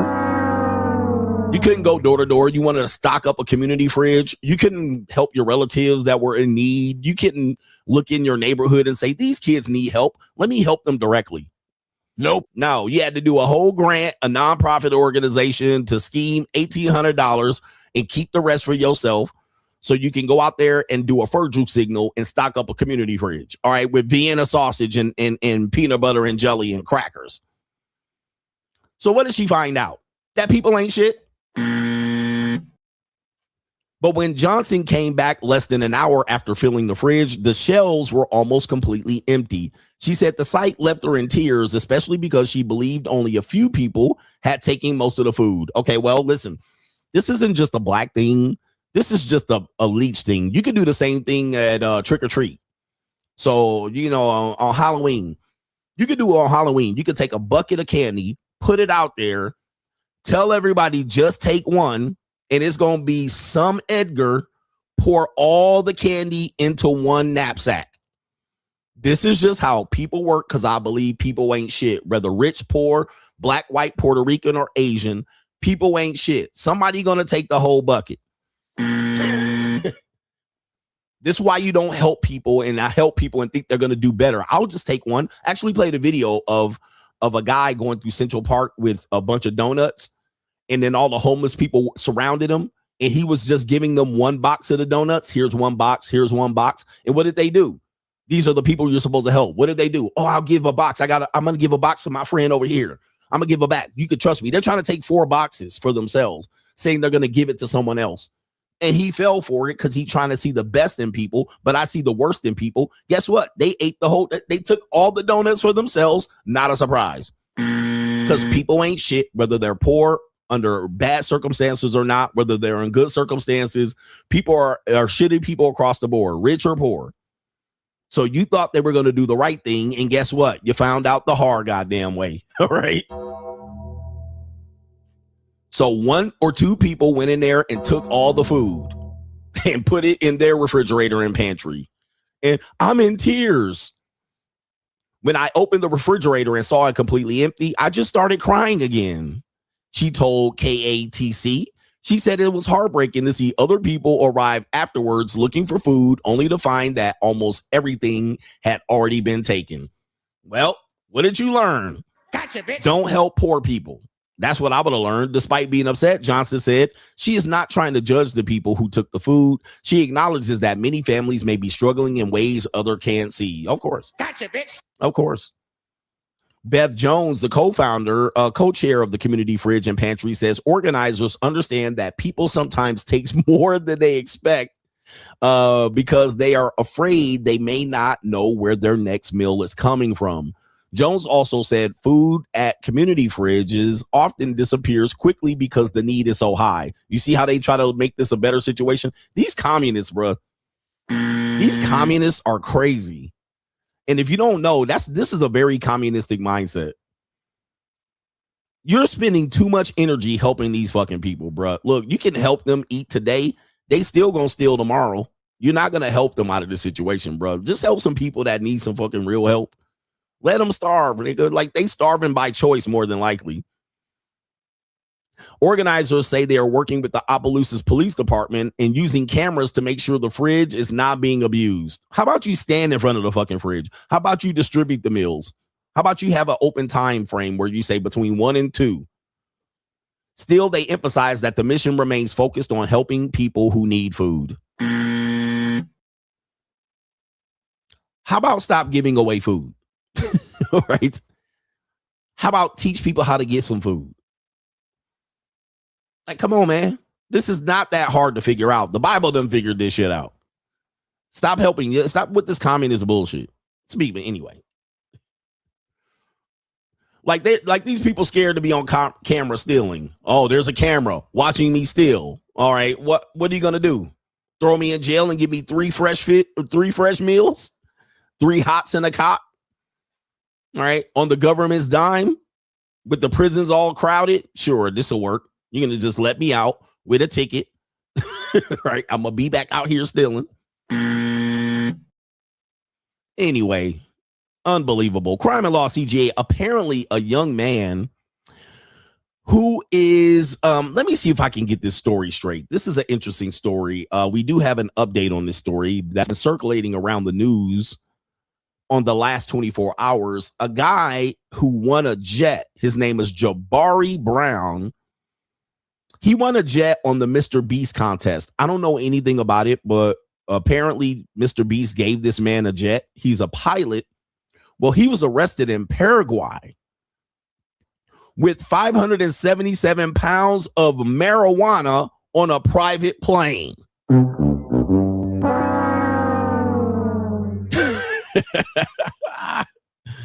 Let's see if we can get the details on this story here. Wowzers. All right, you talk about fumbling a bag. So let's see if we can get the story in detail here about it, and maybe we could have the American media clear this shit up for us. But let's play the video. Okay. Here we go right here. Come on. Oh, Facebook always mutes the video when I'm live, unfortunately. So there's the guy right there. And I was like, maybe this is a joke. I'm not sure, but there's the young man there. He was gifted or won a plane, and there he is right there in Paraguay. And he was arrested later on for suspicion of flying in the dope. Oh my God. Woo-wee. Okay, so since Facebook is not allowing us to hear it right there, we're going to go to the old American media to see what we can get right here. So here's the story here, published by High Times of all people. It says he won a jet on Mr. Beast. Now he's linked to 577 pounds of dope trafficking. Jabari Brown, he's the young pilot who went feral after winning a private jet in the Mr. Beast challenge. He was arrested after authorities say he was one of the people connected to a private aircraft where agents found more than 261 kilos of dope, according to the National Anti-Drug Secretariat, known as, well, we don't know. We don't care. The plane had arrived from Miami and landed at the airport, the country's main airport. The arrest instantly turned the case into a headline machine. We already know the headline right there. And it says right there, he was en route to Brazil. I don't know how he got to there. Okay, but it says authorities said Brown was arrested Saturday night at a hotel, becoming the 4th person detained in connection with the case. 3 other U.S. nationals identified by the media as Marisol Rivas, Anthony Vasquez, and David Thomas Wise were also arrested after agents discovered cannabis hidden in a luggage being unloaded from the aircraft. Prosecutors filed international drug trafficking charges against the detainees. All right, so we see the story there. Apparently he's 20 years old. All right, it's a private jet. It is not known if the jet was the one that Mr. Beast got him. We don't know that, but there's more to the story. But apparently here, in this case, let me see if we can go to the next story right here. He's been released. All right. We don't know if the charges are dropped. So as of morning, pilot who won jet in Mr. Beast challenge cleared. No, the charges have cleared and released after he was arrested. So maybe he didn't know. Let's just say maybe he didn't know. Or maybe he snitched. Okay. Maybe he snitched. All right. So we don't know what happened, but let's get the details. The pilot, known on social media as Captain Treasy, has been determined to not have been directly involved in the alleged smuggling effort. All right. So maybe he wasn't involved. Maybe he was just flying the plane. I don't know. All right. It was worth $3.6 million there. And it is not the aircraft that he won for Mr. Beast. So it is not the same aircraft. So I'm going to say right there that he was not involved. There's his response. People are evil and don't care how their actions can hurt others. But the truth was told. that he was let's see here. He said he was unaware of the millionaire drug cargo. But you know, when you do fly planes like this, you do know that people who have the money to purchase flights like this can use people to do this. So we're just going to say, for him and his sake, shout out to him. He's cleared his name in this situation, or maybe he bought his name. I don't know. The co-pilot right here was apprehended. He was released by orders of the public prosecutor's office. They considered that he was not involved in the incident, and the other 3 are still detained. And it says right here is the week's operation release right here, right there. There's Mr. Jabari right there. He innocent. Him innocent. And there's Mr. Rodriguez, Hernandez, Guadalupe Padron right here. He definitely looks guilty. All right, so guilty versus not guilty.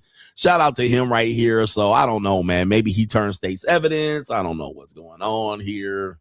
What a crazy story. Be careful, man. You can be a pilot. Shout out to our brother here. We got our pilots, Mr. McGee. Be careful. Jesus. I mean, but you got to know when you're doing this, you got to know that was the cartel getting on your plane. All right, you're loading the plane up. They're loading the plane. You already know he's sitting there going through all his things here, making sure this is land. All right, you already told him, don't fuck up, don't crash this plane. You know they gave him a pile of money already. Keep your mouth shut. Look the other way while we fucking putting this shit on the aircraft. You know they seen him coming up with the suitcases full of dope, and he was like, oh, shit. Damn, got the cartel on tonight. God damn. You already know. He like, oh, shit. They paid him in cash. It was like, fly over here, stop here. He was like, okay. Okay. All right, I'll do what you say. All right, you know they had the fire right here, right there. Land right here, homie. Put it down right here. All right, land in safety. All right, they trying to remove the shit. He's sitting up there like, oh, shit. Oh, you know, they was smoking dope all on the plane. It smelled, you know what I mean? They had the dog sniffing. He was looking, you know, he could smell it. He was like, God damn, how did I get wrapped up in this shit? So I'm not gonna give him the complete benefit of the doubt. I think he knew something. All right, we got a couple of videos here really quickly here. I guess this is an evil world we live in. Yes, it's a very evil world. Who wants a daughter? Who wants families? Anybody want a family? Coach, man, I want a legacy. I want to raise kids out here. We got a video of a woman here, a father of daughters. Shout out to the girl dads out here. Well, apparently we have a guy who's a provider male, and he has all of his daughters living with him. We do have more Mexicans here. All right, shout out to the Mexican Padres. All right, so we have apparently a ring game playing husband going to the casino with his paycheck, but coming back with some lottery winnings. But as he tries to sneak in from his fat gordita wife, tries to sneak the money in, his daughters catch him sneaking in with the loot. What do you think the daughters are going to do? All right, A, they're going to say, good night, Poppy. Right? B, they're going to say, hey, Poppy, good job on the winnings. Or C, extort him for the money. Extort him from the money. Now, as we told you earlier, the difference between a simp, a trick, and a provider male will have to continue providing in order to feel good. And it's not just to his wife. So apparently, these young girls knew Padre wasn't supposed to be out there at the casino. Mommy already told him, do not be out here gambling your paycheck on the lottery boat because I'm going to divorce you, but that's not going to stop gambling ass Padre. So we're going to see what happens in this case. These are your legacy niggas right here. Let's play the video. Dad just got home from the casino. Turn around. Give me 100 and I won't tell mom you won anything. Slip me 100. I'll go tell mom you just won $700. Fuck you. And That's why I like telling you shit because you start fucking running your mouth. Shit. I ain't saying nothing in your mouth. No. come here. Bitch, Dad wants $700. She gets 100. I get 100. Oh, whoever goes Jack in the Box for me, I'll give him 100. I'll wake up Mom. No, you're not. Leave Yeah, her we alone. will. You want how much? 700? Yeah, hit that shit hard. Now you'll have enough to pay for your ticket. What ticket? Dad got a ticket. Pay up? Crisp 100. Straight from the... Oh, no. Dude, that barely finally won. I finally won some money and he hasn't taken it from me. That's fucked up, dude. I don't ever fucking win. Okay, hey, one more, or else we told Mom about his ticket, huh? Yeah. Then you'll have just enough left over to pay for a ticket. And you'll have 100 extra. No. Let's go. No. Go. Pull it out. Gotcha, bitch. Damn, man. Hey, it's cold out here. Women are the same. Gotta get my bag and Look run. at that, bro. Look at that. So he done won what looks like to be $700. All right. Count this up real quick. We'll turn the volume down. It's cold out here for y'all to learn the truth. So it looks like he counted out $700. Okay, let me see if I can go back to it right there. Tell Mom you won anything. Here it is. Like 1, 2, 3, 4, 5. I mean, that looks to be about maybe $1,000. It looks like $1,000, and it's in his shoe or his sock. The tortas, and those are some grown ass women there. Those are some grown ass women living up on the Padre because they still do it like that. You know what I mean? There's no problem with living with our parents, and that looks like, guess what? That looks like a big, nice, fancy house, a provider male house. Him doing the right thing, and guess what? He's scared of his wife. The daughters know that. Guys, children will play parent against parent. It's called parent shopping. All right, they will play parent against parent. And for some reason, he ain't figured it out. He apparently had to snitch on himself. All right, he snitched on him. Hey, y'all, I won money at the casino because he can't hold water. And guess what? They started picking his pockets. Slip me 100. I'll go tell Mom you just won $700. Oh, it was $700. I was right. I'm going to go tell Mom you won $700. And he said, go fuck yourself. And she said, okay, I'm gonna go fuck myself with my, her vibrator. I think that's why I like telling you shit because you start fucking running your mouth. Yep, start running her mouth. Hey, guys, you guys got to know, man, this is a guy that don't understand female nature. You don't talk. You definitely don't tell your women in your house. You ain't shit. You ain't saying nothing. Say you ain't getting shit. This is what dudes do. Okay, I ain't giving you shit, bitch. Guess what? She gonna find a way to get that money. There she goes. All right, there she goes. And Padre, you definitely not marrying this woman off, not in this condition. All right, she well past her due date. All right, you could have married her off at the quinceañera, but it's gone. All right, she's well past the date of turning that over into wifey. Take a look, okay? All right, so you stuck with her, homie. You stuck with her, Vato, S.A. And there she go, running off, titties wiggling and jiggling to go tell Mammy. Mama! And Mama gonna take all the money. And there she go, running with her painted on eyebrows. There she goes. Teeth full of teeth, mouth full of teeth. I'ma go tell. There she is. And who does she tell next? Oh, come here. Bitch, Dad wants $700. Okay, so she immediately tells the sister because, of course, they not going to just run off and have a hundo to themselves. They just got to go ahead and get the rest of the bag. So she immediately gets the money from Dad and says, hey, Dad won $700. He got more money. I got money. He could have been out at the Mexican Juco. He could have been at Las Toxicas. He could have been at Las Toxicas with some Colombian bitch bouncing up and down on his dick. Okay, but instead he paying all that money off to his fat torta daughters. And she immediately starts snitching some more because women can't hold secrets. She gets 100, I get 100. There it is. There's the next one. If she gets 100, I get 100. Why not? Makes sense. Oh, yeah. There he is. Well, as you guys learn, Gotcha, bitch. you gonna learn.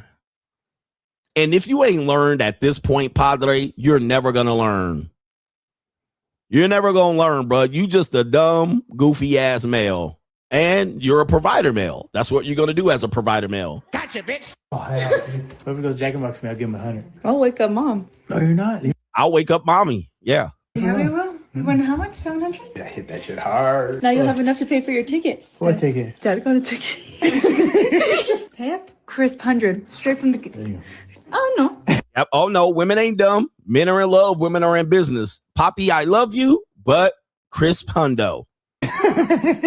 Yep. Goofy ass nigga right here. Nope. Gotcha, bitch. Dude, I finally won. I finally won some money and he hasn't taken it from me. Yep. You win money.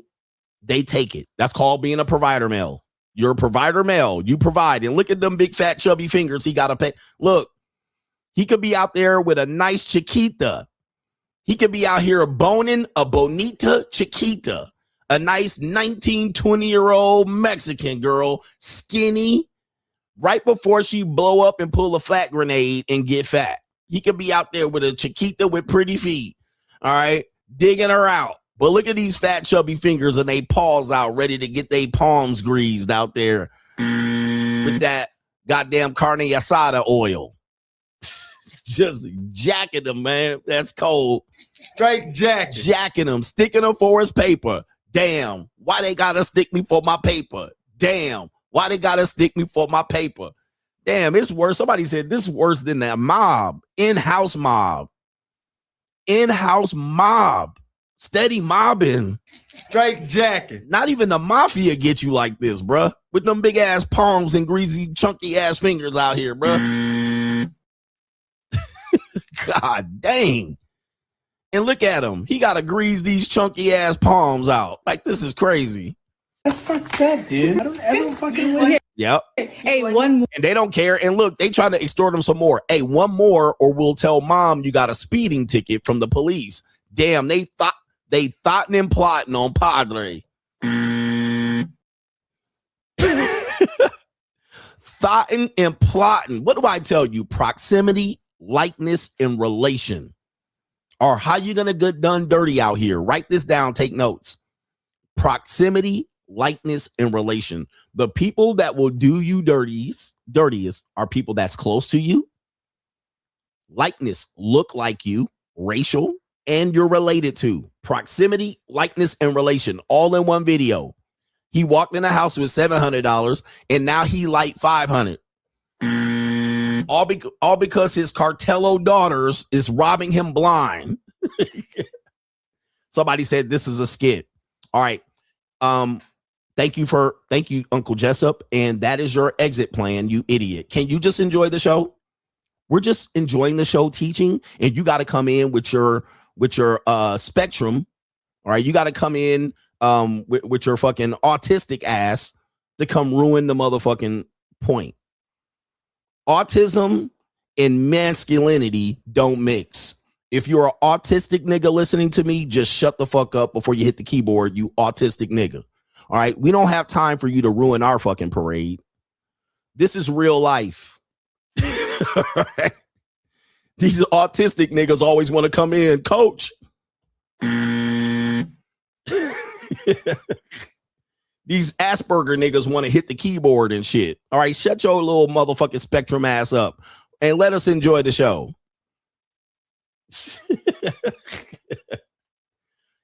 Any of you autistic niggas, man, shut up while I'm fucking holding court. You don't get to blurt out shit. This ain't special ed. This ain't the special ed class. Nigga, you don't got an IEP in here. Nigga, shut the fuck up. You evolutionary psychology ass niggas.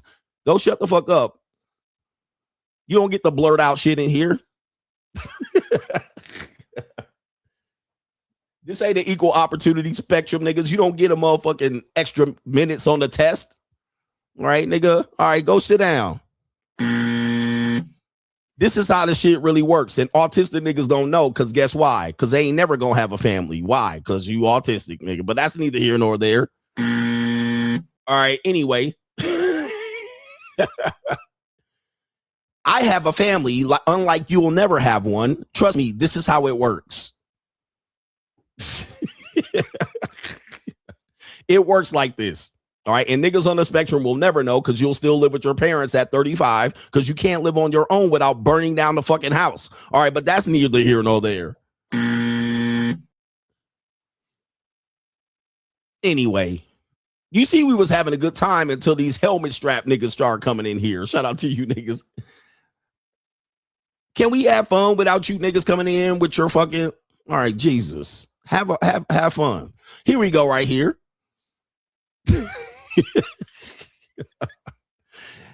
All right, now that you ruined it, fuck. We was having fun till you guys came in here with your no sense of humor having ass. Why don't you do a math problem that'll take you 38 seconds and stop fucking with us?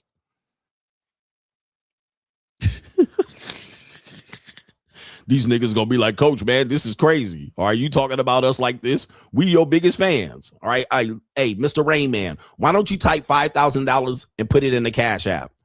All right, and see how much that adds up to. See how much money I made. All right, anyway. We was having a fun time. You see how these autistic niggas be ruining it, and these incels and Mitches? These niggas always want to ruin shit. All right, but look, let me get to some super chats. And the autistic niggas, type in your phone $5,000 and send it to Cash App CGA. Coach, send it to the notorious CGA $. All right, so I can go have a party this weekend and trick it off on these hoes. Detach your fucking cord from the keyboard. Anyway, I do have some people to acknowledge. Let's see what we got. We got okay. We got Bob says, be careful that your Rosalinda does not do a documentary or write a book about surviving CGA, explaining all the stuff she had to clean up in all of your escapades with the JUCO. Even if she don't speak no English, those maids can speak really fluently when money is on the line. Yes, indeed. Actually, a lot of people that I work with have to sign an NDA. All right, but them Rosalindas, man, they be thotting and plotting. Especially them old Rosalindas, you know what I mean? Them old abuela looking, them old witch looking bruja, is they called brujas? Those old Mexican women, and they not just Mexican, they all Central American and shit like that. Honduras, Guatemala, all right, all of them, Costa Rica, Nicaragua, all right, you know them. Shout out to my Central American mommies. All right, they be acting like they don't know shit. All right, but they be watching, they be thotting and plotting. Old women, you got to watch old women. They are some thotting and plotting. They will look up and pick up signs. Oh, he did this. He got this. He did. Oh, they reading the room. They reading the room. They know how to get you, man. They've been getting people since a long time. The Tejano tribe. They know how to do it. All right. Shout out to my Boricuas. Venezuelan. All right, shout out to them, man. They know how to fucking finesse because they don't know how to make money. You know what I mean? They don't know how to make money. They just know how to just give out sweat equity. El Salvador. All right, they just know how to give up sweat equity and panocha and taco. All right, that's pretty much what they do, and they know how to fry up carbs and carne asada and ground beef. Like, that's their expertise. You know, they know how to cut shit up. They know how to cut up tomatoes and onions and put it in fucking pico de gallo. Like, they good as a motherfucker, bro. They got that shit covered. They just don't know how to make thousands of dollars.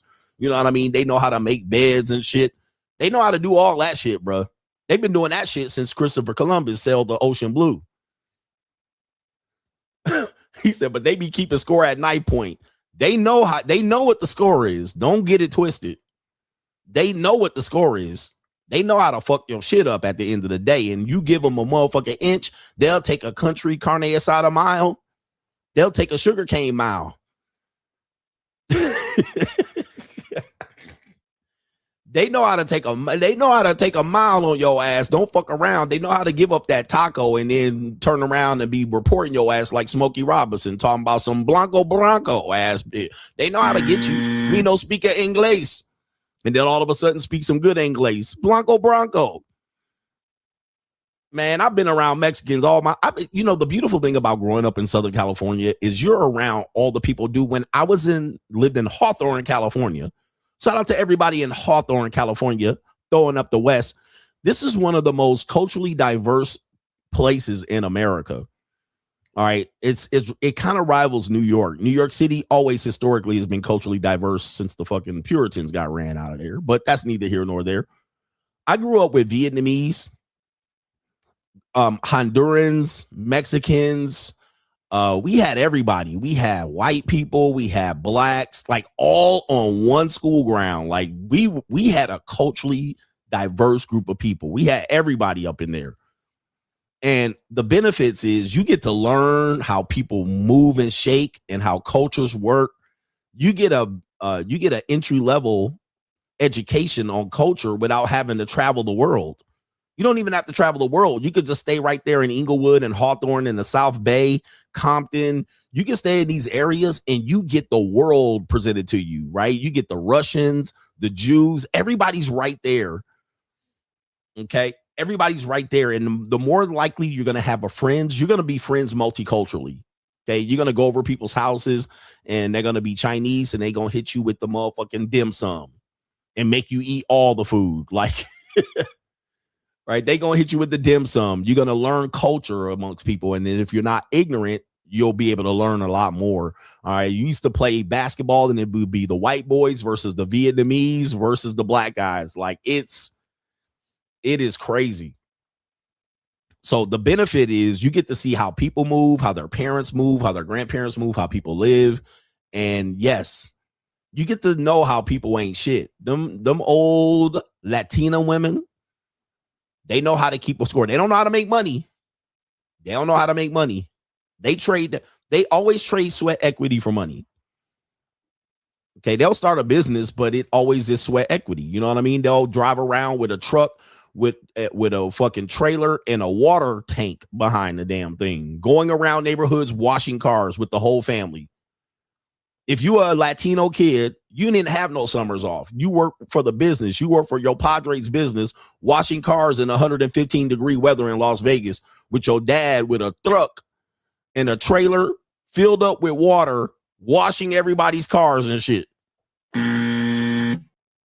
All day. That's how they do it. They just trade sweat equity. They just trade labor for money, labor to money. I'm like, shit, you're going to run out of labor, nigga. You're going to run out of energy at some particular point. They don't give a fuck. They'll do that shit all day, all night. Like, that's how they grew up. That's how they work. That's how they get through the next day. It's just sweat equity and labor. And they don't charge high prices, because there's going to be another Mexican with a truck and a water tank behind him. Hey, Edgar. Hey, Rodriguez. All right, Rodriguez, $18. Edgar, what say you? All right, $12. Edgar gets the job. All right, guess what? Rodriguez got to go home and not feed his family, and he's getting no panocha that night. All right, he ain't getting no panocha. You know, he asked out. His family don't get to eat. His family of 8 kids don't get to eat. So guess what? They're going to have to lower them prices. All right. Rodriguez said he can come over here and give it to me for $18. What say you? All right. Fernandez, Rodriguez. What say you? All right. $10. All right. And some cervezas. Got you, bro. They be out there all day working. All right. The abuela be up all day up in there cutting up taco meat. Crazy, bro. But I'm going to tell you, it's better than living in Honduras. It's better than living in Honduras, all right, in any day of the week. They'll do that shit all day. At least I'm not back in Honduras, in Venezuela. All right, that's a day. Like, I'd rather be here than there, all right, because they can't make $10. They can't make $50 a day somewhere else, but they'll do that 18 hours a day. Oh, boy. But watch out for those Latinos. My man said, watch out for your Rosalinda. She out there keeping the score. And sometimes when my Rosalinda leaves, all right, because what they do is, because I be up here in the office, they start upstairs and then I be downstairs and then we switch. If I'm here, I'll switch upstairs and then they downstairs. And then they mop the floor all the way and they mop it as they leaving. So they kind of do the same routine, but as they're leaving, they say, Papa. They say, hey, Poppy, Daddy, we're leaving. You know what that means, right? What does that mean when they tell me they're leaving? Because they could just mop the floor and shut the fucking door. Okay?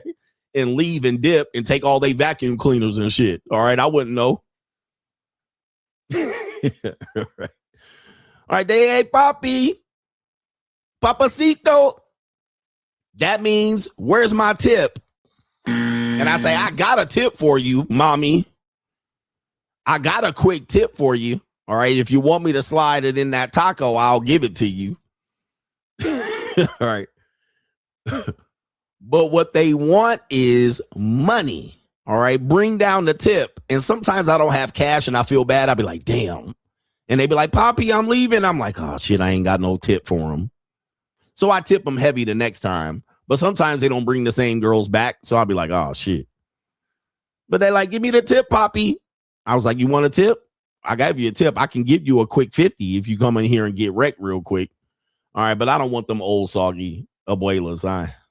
Sometimes they bring a good girl in here, a good young girl in the summertime because, you know, as I said, Latino, when you out for summer, nigga, you working.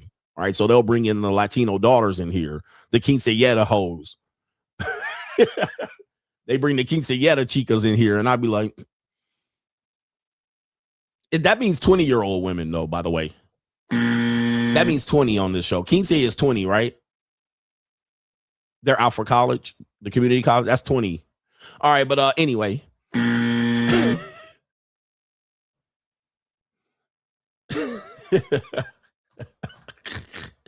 Oh, that's 15? I meant veinte ocho, veinte cinco, veinte seis, not quince. I'm working on my Spanish, y'all. I know the Spanish culture. I know what the Spaniards brought over. I thought 15 was veinte. All right, but that's quince. I'm sorry, that's veinte cinco. All right. All right, anyway. I don't want to be like that guy down in Brazil, get caught out here. I didn't talk about the high schoolers out of job. I said the college girls at the community college. What are we talking about? Jay says, I think guys confuse the three because they don't want to accept that women are not genuine. It was hard to accept for me also. Guys think like that's what separates guys from guys, their dating strategy. They want to believe they're getting authentic, real woman, and the guy's getting a fake experience. You're not getting the real experience, aka genuine burning desire. You're getting a fake experience and you're doing extra to get a fake experience. Well, let me tell you something, guys. When a guy is up in a woman's guts, and a woman once said this, she said, whether a guy got it for free or tricked on me, she still got fucked. This is what guys don't get. She still had her face in the pillow, asshole up, stanking. All right, getting dug the hell out, sweated on, folded up like a love letter from the second grade. She still had to drop drawers and get naked and hop in that bed. All right. So it don't matter if he got what at the end of the day ends. At the end of the day ends. At the end of the day, she had to walk to the mirror in that bathroom and look at her mascara all spread across her face. What guys have to understand is it don't matter how the pussy got wrecked, it got wrecked. All right. So at the end of the day, she's still moaned and groaned. At the end of the day, she still was exhaling, waiting to exhale. At the end of the day, cream pie happened. At the end of the day, there was funk and rubber. There was punani funk and rubber. At the end of the day, she had to have them titties wiggling and asses jiggling. At the end of the day, somebody was getting a lung squeeze and asses was getting clapped. That's what you're going to have to understand. That's what you're going to have to understand. A woman don't walk off and be like, I really finessed him for his money. She's still walking out right here with her knees touching each other. She's still walking and she's still in the car seat getting, you know, the ooze dripping out of her in the seat into her panty line.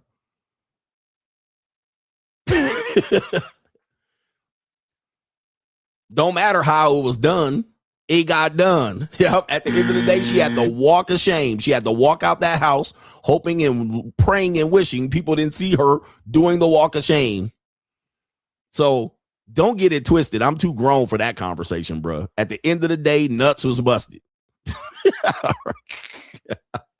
Anyway, these dudes be putting too much thought. Well, she really liked when I did it. At some particular point, it don't matter, bro. It don't matter at all. At the end of the day, she still kissed you on the lips after kissing me on the, well, that's neither here nor there. All right, anyway, she still got tossed either way. Oh, man. Anyway, let me get on with this part of the show here because, well, it's a lot of guys can't handle it. I want her to care about me. I want her soul. Dudes be wanting girl soul. I'll be like, bro, man, I've been had a lot of soul. It don't mean nothing. It doesn't mean what you think it means. Especially when you find out she giving that soul to somewhere else. All right, so here we go right here. We have Inside of the Mind of Modern Woman. We have a woman named the Wizard Liz. I covered her. One of my JUCOs told me about this woman. She used to spend the night here and do my cooking and cleaning. I used to get her soul, raw dog, cream pie, and all that shit. Guess what? She gone. Somebody else smashing that. They come and go. Easy come, easy go. But apparently she told me about this woman, the Wizard Liz, and she's simply what we would call a femcel, or she would be the version of the red pill for women, if you will. She kind of is in the same of era of sprinkle. She sprinkle for younger women. I broke her down a little bit just to give you information on what's going on here. So this is the Wizard Liz. She has 8 million followers on Instagram. She has a lot on TikTok. She definitely has a good YouTube channel, but something happened with her. Well, she was giving women dating advice without experience. And I always tell you, man, you guys got to watch out for people giving you dating advice about men or women, and they lack experience, because eventually that experience will come to haunt them, right? That inexperience will come to haunt them. They'll make mistakes in real time.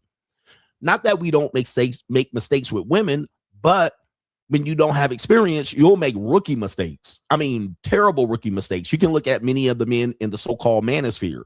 They'll tell you all this shit and they'll make rookie mistakes, like crazy mistakes. And you're like, damn, well, that's because they're young. They don't have the experience, and they end up making the dumbest mistakes and getting exposed for it. So this is the Wizard Liz. We have a woman here whose name is Amala. Well, she has a Nigerian last name, so shout out to her right there. I can't pronounce it, but we're going to let her explain what happens here with this story. So fair use to Amala. She has 2.4 million subscribers, the woman we're going to listen to here. So let her break down the Wizard Liz, and I'll provide my commentary.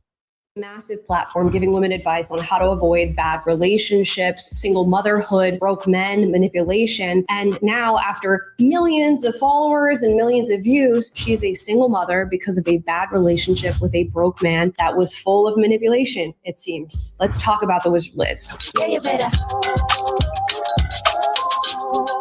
Shout out to this light-skinned Nigerian woman. Yeah, you better. Guys, before we get into today's video, please like and subscribe. Today, we're going to be talking about the Wizard Liz. You sort of got a synopsis about what we're going to be discussing in the intro for today's video. I see this girl all over the internet right now. She's going super viral because of the situation she finds herself in, a situation of single motherhood to a man who seems to be less than ideal. And the reason everybody's talking about her is because she built a massive platform, and I mean millions of followers, talking to women about how she really wasn't going to end up in a situation like this and giving them advice on how to leave these situations, how to avoid these situations, advice on discernment and manifestation. You name it, she spoke about it. Now we're getting videos like this on TikTok where women are asking, how could this happen to the Wizard Liz? Okay, so we've seen this happen even in the manosphere. How did that happen to you, right? And I'm not going to name names, but it's almost been everybody, all right? Almost been everybody except for CGA. Why? Because I got experience. I know what's going on out here. And even when I get played and finessed, or even when I get the okey-doke played on me, I just keep that shit under wraps. I make sure that it ain't out here in public. Now, that's now, all right? We don't know what the future holds. But I've been able to get way further than the rest of these goofballs because I got more experience. I kind of know how to move and shake. But a lot of guys will tell you they ain't tricking and be tricking. A lot of guys say they ain't simping, but they be simping. Wizard Liz says she gonna go for a high value man and she went with a low value guy and became a single mom. Like, it's like, what? How the hell that happened? All right, but let's go ahead and play the video. Wizard Liz built her platform off of telling women how to not end up in this exact situation that she's in. I'm asking this question in good faith as someone who wasn't familiar with her prior to shitting the fan. How did this happen? And I'm not victim blaming. I'm genuinely, sincerely confused. As someone who presented herself as keenly aware of all the methods men could use to ruin your life, how they often moonlight as dementors, has she ever explained how she ended up with this man? Okay, let's go ahead and pause there. Now, I was not super familiar with Wizard Liz before all of this. I had seen some of her content and some of her advice, which we're about to get into, but I can tell you, I'm not surprised that she has ended up in this situation. And that is not to victim blame, as people are saying these days. It's just to say that these situations can happen to all of us. We are all open to experiencing the pitfalls of relationships, and it did happen to her. Now we're going to ask. Let me stop her right there. That is an important point. That's an important point, and I've been saying that for a long time. I don't care what kind of guy you are. We seen Sauce Walker, aka a pimp, out here being emotional and this girl getting her. Like, I've been saying that for a long time. We're all vulnerable to the game of manipulation by the opposite sex. Okay. We're all vulnerable because what happens is you can say what you're not going to fall for until it's right in your face. So as a man, you can say what you're not going to do until them titties in your face. Okay. You can say what you're not going to do until she's swallowing them kids and she walks in and she licking you up and down. I've been saying that for a long time. I say, I'm vulnerable. All men are vulnerable. But a lot of guys say they're Superman out here. They ain't never going to get me. I'm like, okay, keep living. You all gonna get got. And everybody in the manosphere done got. Everybody in the male space done got. Okay, 100%. Except for CGA. But I didn't got. But I just don't let y'all know I got. I don't let the shit get out of control. All right, but I got in the divorce. So everybody gets got. Because it's human nature. You're one blowjob away from the plantation as a man. As a woman, a guy can manipulate you just as much as a woman can manipulate a man. Everybody can get got. And it's the inexperienced guys that think they ain't gonna get got. Ask ourselves why. And I think in order to answer that question, we have to get a baseline for who Wizard Liz is, go into some of the foundation of her content online, this advice that she was giving to women in sharing her life and in sharing her mindset. So let's watch a few videos. There's literally billions of people in this world and you think this one douchebag is your only option? Please. Comes off so desperate. Like, how desperate are you to be like, hey, listen, I know I'm not even worthy of an explanation, but I still want you. Wow. Desperate. Have you guys ever noticed, if you are going after a girl, if you are going constantly after a guy, he is not interested in you, but the moment you switch in your head and you're like, you know what, I don't want them anymore, they all come back. Why do you think that is? Because you do not have that desperate energy around yourself anymore. You are focusing on yourself, you're elevating yourself, and they can actually really feel that if you are. So she sounds Persian to me just by her accent. I don't know her background. Understand that person, hey, why did you ghost me, or double text them? Please do not say that you know me. Do not say that you subscribe to me. Do not say that you watch my channel, because I'm embarrassed. Okay, there's one video. Now all right, so that's the Wizard Liz, just the summation of Wizard Liz. Now I'm gonna skip. I guess there's another video right here of a Wizard Liz talking her shit. Ego. And I think there's a way in which some of us approach life where we see things we want to avoid: being cheated on, becoming a single mother, ending up with a broke man, being manipulated by a man. And we think to ourselves, I'm going to make myself into the type of person who would never experience any of those things. All right, so the Amala's right. What we do here, what a lot of men do, is they get information even when they watch me. Coach, what do I do with this? What do I do this? And you just position yourself to not get got. But the rules of nature means you're going to get got if you play. Once you play against nature, nature always wins. Biology always wins. It's going to win. We're programmed for this. We're not programmed to watch out for manipulation. We're programmed by nature to procreate and have sex. It's always going to win. Even if you're highly religious, you can put all of this, I won't do. And then the woman comes in with her pheromones and she gets naked. You going. You're going to have to fight the Lord Satan himself You're going to have to fight off Satan to not go. Because if she says, I love you, and she start taking your hand and putting it in her juices, it's a wrap. No matter what you told yourself up here, whatever you said you armed yourself, I'm armed with the holy red pill. You're going. Women need love and emotion. If the guy can manipulate that out of her, she is going. So that's what men have to understand. You can arm yourself to the teeth. You taking that L at the end of the day. If you are not prepared for this shit, you about to take that in. Could never be me. And there's how could that be me? And I think Liz positioned herself and her platform as a that could never be me platform, rather than asking herself, how does a woman like me end up in a situation like this? And when I kind of approach my content, how do you end up in these situations? How do you not? As opposed to, I'll never get God. I'm never saying that, bro. I can get God. Everybody can get God. If anybody says I'll never get me, they lying or they're hiding shit. All right, so let me skip ahead here, and we're going to show you how she got. So I'm going to skip ahead, and we're going to introduce her guy. Now, this is where I got wind of Wizard Liz, because one of my JUCOs was telling me about Wizard Liz. She's a 24-year-old woman. Remember, this content is going to appeal to younger women, because Wizard Liz looks to be in her mid to late 20s. That means her content is going to appeal to women 10 years less and older. It's not going to appeal to older women. Same thing as you see a lot of manosphere maggots. If they're in their mid 30s as a content creator, their content is going to appeal to men lower than that, 10 to 15 years lower than that, because he's going to look like an expert. Where they're not going to look at me as an expert. They're going to look at me as followable because I failed. I had married and divorced and I got God. So they're going to be like, we ain't going to listen to him. He's just an old bitter man. Let's listen to him because he's undefeated. And I want to be undefeated like him. Well, guess what? The nigga end up not undefeated. Nigga end up defeated. Okay. So let's see what happened. And the reason why it came up, I'm sorry, is because Wizard Liz ended up saying she's going to get with a high value guy who's going to be tall, Clark Kent, chiseled out of stone, rich, wealthy. But she ended up with a loser. Not a loser, but a guy that looks gay. Let's get into Landon. That's his name. That is the man who's created this situation alongside Liz and her choices. Okay. We're not just going to blame everything on the man in this situation. He comes in and creates this whirlwind romance for the wizard Liz. She states that they met in a super interesting way. She ran into him in a place where she wasn't expecting to run into him. He starts paying for everything, including her bills. He's buying her flowers, getting her gifts, traveling to see her as he lives in the US and she does not. And within 4 months of this relationship with this guy, who she believes to be perfect, she gets pregnant. She also introduces this man to her audience. So we have some videos to go off of so that we can meet Landon and see what we can see. Okay, let me stop right here. So for a person, like, let's just say, for instance, I talked a lot of shit about the women that I get. And you saw me with a regular girl. Y'all would laugh at me, right? Y'all would be like, damn, that's what CGA got after all of that? Now, you see my receipts. You see what I'm capable of getting, and you know what the bottom is and the top is, right?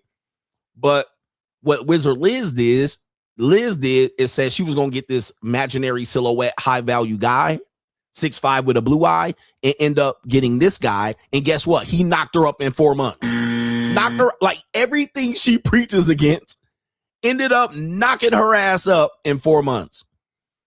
And it gets worse. And then she introduces this guy to the audience, and her people went crazy. Like, what? This is who you ended up with? They started killing her because they was like, I can't believe you talked all that shit and ended up with this. Now, she's saying that he was a provider male, but I'm going to probably say not. She told her audience he was providing, but probably not. Let's continue. In partnership, if the person is going to choose someone else over you, that defeats the whole point. But forgiveness is a big thing. So if you have ever had a trust issue come up, you got to learn how to forgive and work through that. Otherwise, that'll just turn into crippling insecurity that you suffer with. Depends what the trust was. If the person is like texting other people. Yeah, well, there's different like degrees of severity for sure. Okay, so this is another L, guys, because this is why I'll never ever, unless there's some JUCOs that I want to get content out of, I would never bring my what I would call lover onto my platform. Because they don't think like me. They also don't know 100% of the ways I'm thinking. So she made a mistake bringing him on, and he has a different opinion, or a different outlook, and now she making him look stupid. I mean, sorry, he's making her look stupid to her own audience. Because she was like, I'm tough. I ain't never gonna do this. But you brought him on, and now he's making you look dumb in front of your audience. Bro, never do this. You keep your hoes or your lover behind the scenes. Now, if I brought some JUCOs up here for some content, that's neither here nor there. Keep them behind the scenes because they're gonna make you look like you haven't trained them right. Because if a girl start talking anti what I believe on my show, and I said, this is my girl, y'all gonna be like, you ain't got your hoes in check, CGA? You talk all that shit on the internet, but your hoes out here saying X. Nah, man. So he got her out here looking stupid to her audience. Let's continue.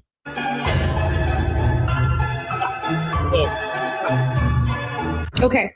So there's a video of their young, it seems, budding relationship. Do we already see some issues? And of course, hindsight is 20/20. But in watching this video, Landon says if you have a trust issue with your partner, this is something that you need to work through. You need to forgive. Otherwise, you will deal with crippling insecurity. And she retorts back, well, it depends on what the trust issue is or what the person has done. So already a massive incongruence in values as it pertains to a relationship. But she is wearing what? A Van Cleef necklace and diamond earrings and a diamond ring. And these two are set to be together. They are engaged. Do we see where things could maybe go wrong here? We're going to watch. Yeah, another video. Watch another video. Someone said, what would you do if your husband left you or whatever? I'm like, I mean, I would just continue with my life, you know? And watch Landon during this video. I still have my own life. I have my own finances. I don't need to be here. I want to be here. Because at the end of the day, a lot can go wrong in a relationship. That is just the reality of things. People fall out of love. People fall in love with other people. Like, all these things can happen. So make sure that you always have yourself. No matter what. Like, okay, so she just gave her view on marriage and said, you know, if a relationship is not serving you, you can leave that relationship. Now, some people do not necessarily believe that about marriage. Others believe that marriages go through highs and lows and trust issues, and marriage is about commitment, about that value took, and about working through those issues and those highs and lows. Landon didn't seem in this video particularly connected to what she was saying, even though he was nodding his head. And in the previous video we watched, that he said you should forgive trust issues. And in this secondary video, you have Liz saying if the relationship with your husband is not serving you, you should leave that relationship. Two very contradicting ideas, and a massive red flag for anybody who is thinking of marrying the counterpart who is sharing the opposite. And by the way, we all do this because what'll happen is a person will say things and you'll be like, well, I would just leave. And then the other person, oh, well, I'll just work it out. And you'll just be like, I'll sweep it under the rug. All right, we'll cross that bridge when we get there. But hopefully we never get there. But then when you get there, it's World War III. So you see what's going on here and why her audience is going, what happened? Now, let me skip ahead in this video to even show you what happened because it gets a little bit worse. It gets worse. So it says right here, influencer, the Wizard Liz gets cheated on while pregnant. Oh, my. The Wizard Liz, an online guru of confidence, femininity, self-love, and empowerment, reveals she got cheated on while 4 months pregnant. Sheesh. See, you can talk that shit on the internet and you can say you undefeated and you never gonna get got, but you're gonna always get proven wrong by realities of life. And not only that, you have the worst case scenario that I'm pretty sure you warned your audience about. She warned her audience how to not get in this position. Found herself 4 months into a relationship in the exact same position. Life works like that. It's kind of like a self-fulfilling prophecy. You wanted to avoid it. And most of the time you're telling people what you want to avoid because you're weak to it. You're vulnerable to it. You know a person can manipulate you. So you're like, I ain't going to let them manipulate me. I ain't going to let them get you.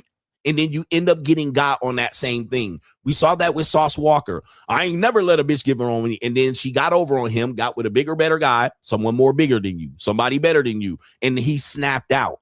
Oh, these hoes got me. I ain't never going to let a hoe get me. And she got you. Okay. So this is what happens. And as a result, she's not a single mom. It gets worse. She's not even a single mom. Let's go ahead and play what happened to Wizard Liz. On top of the cheating, it seems a bunch of other stuff has happened. He now has their kid in the US while she is in another country. She alleges that he is keeping the kid away from her. He has filed a restraining order against Liz, and it's alleged that it's because she hit him after finding out that he made AI pornography of her and other influencers and other creators and was keeping that on his phone to utilize in ways that I'm sure you guys can imagine. So now wow. So she don't even have the kid, allegedly.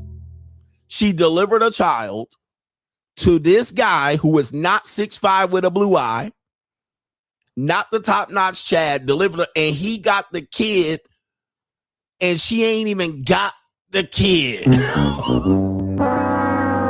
Then he allegedly put online prawn of her out there. How did he get that? Did he film it? Did she film it? Saying it's AI, and now he done filed the restraining order against your goof ass. Oh my goodness, man almighty, how the mighty has fallen. Let's read this one here. This is according to the article here, allegedly. Okay, let's see. Here it is. The Wizard Liz breaks down as Landon Nickerson files restraining order to separate her from their son amid visa-related issues. Wow, YouTuber fires back with manipulation claims. So, well, what does she have here? She needed that green card. They weren't married. She delivered a child, but could not stay in the United States. Relationship coach, Wizard Liz. This is May 24th, 2026. This is somewhere around last week. Has accused ex-fiance Landon Nickerson of using legal actions in their child to keep her separated from her son during ongoing visa issues. The explosive feud has spiraled into public accusations involving restraining orders, custody agreements, cheating allegations, and claims that she was baby trapped. Damn. Damn. That is crazy. Gotcha, bitch. That is crazy work. And there he is being super dad with Wizard Liz's kid. And she gonna be paying child support. Man, you got to realize that you got to take your ego out of these situations, guys. Anybody can get got like this. If you fall in love, you're opening yourself up for manipulation. I can't tell you how to not fall in love because that's biology. We get tricked into it, but it happens fast. I remember there was this movie, Back to the Future, one of my favorite videos, my favorite trilogies, I should say. And in there's a point in Back to the Future Part 2. I think it's Part 2. No. It's Part 3. Sorry. And Back to the Future Part 3, Marty goes back to the Old West to get Doc, who disappeared because the DeLorean got struck by lightning. He ended up in 1885, right? So he goes back to 1885. He goes to get Doc because Doc gonna die in 1885. He's gonna get shot in the back by Buford Tannen. All right, so he goes back and he's like, "Hey, Doc, you're gonna get killed in the Old West, right? You're gonna be dead." Doc doesn't know anything about it. He's like, "What are you talking about?" Then they show him the headstone.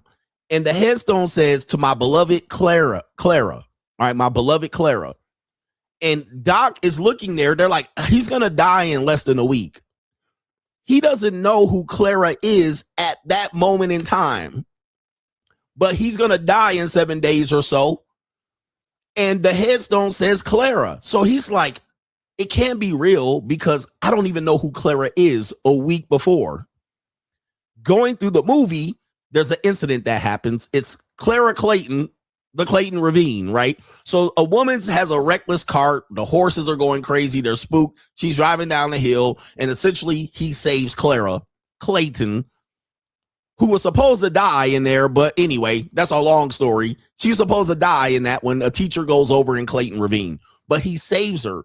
He falls in love with Clara, and they have a whirlwind romance in 7 days. And I'm saying 7 days. It could have been less or more.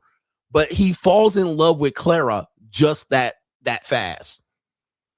Because of that, and I'm mentioning that for you to understand that most of the time, The people that come into your life are from a short period of time. Like, you don't know who you're going to fall in love with. You don't know who you're going to have kids with yet.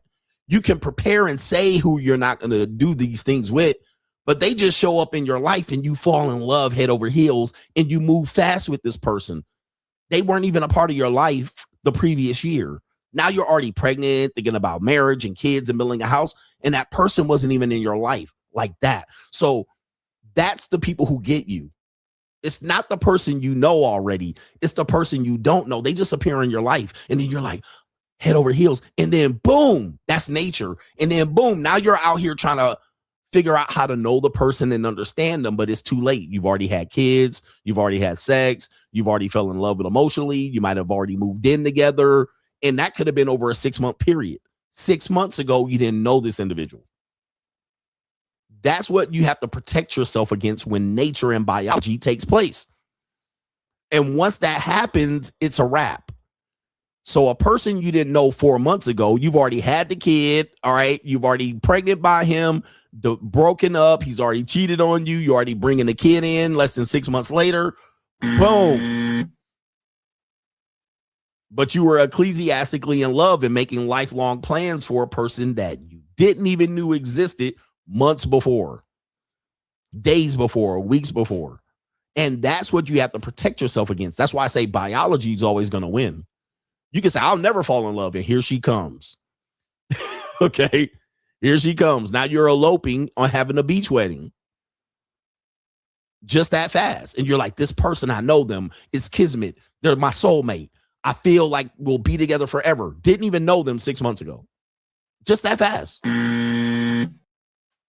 Okay, so interesting scenario there. So we always say keep your guard up all time. So we got the main event coming up, but let me clear the deck here because we got some people here that have contributed to today's show. Shout out to our brother MC Hamster says, CGA, why are you wrecking the manosphere? Because it's wreckable, right? The manosphere needs to be deconstructed and all of that shit because it's pretty much dead, all right? There's no new thoughts coming out, so there's just new people to hear old thoughts. And most of the guys in the manosphere, they just bored trying to trigger people at this point. They're not trying to educate people. Shout out to Black Fro says, also, hashtag to the Nasty Boys. Shout out to you. Oh, that's nasty. But you said the Nasty Boys. Shout out to hashtag the Nasty Boys. Gary says, I was on Instagram live a month ago and a female broke it down. She stated she'd rather have 3 men instead of one. One man who cuddles, one man for sex, and one man for the munyon. The majority of women either agreed with her or was silent. Women play the game better. And a lot of guys will happily be one of these guys, except for the one guy that wants to be all 3. In fact, there's a lot of women that want a sister wife. So they're wanting to be in a poly relationship. There's some women that don't want to be in relationships.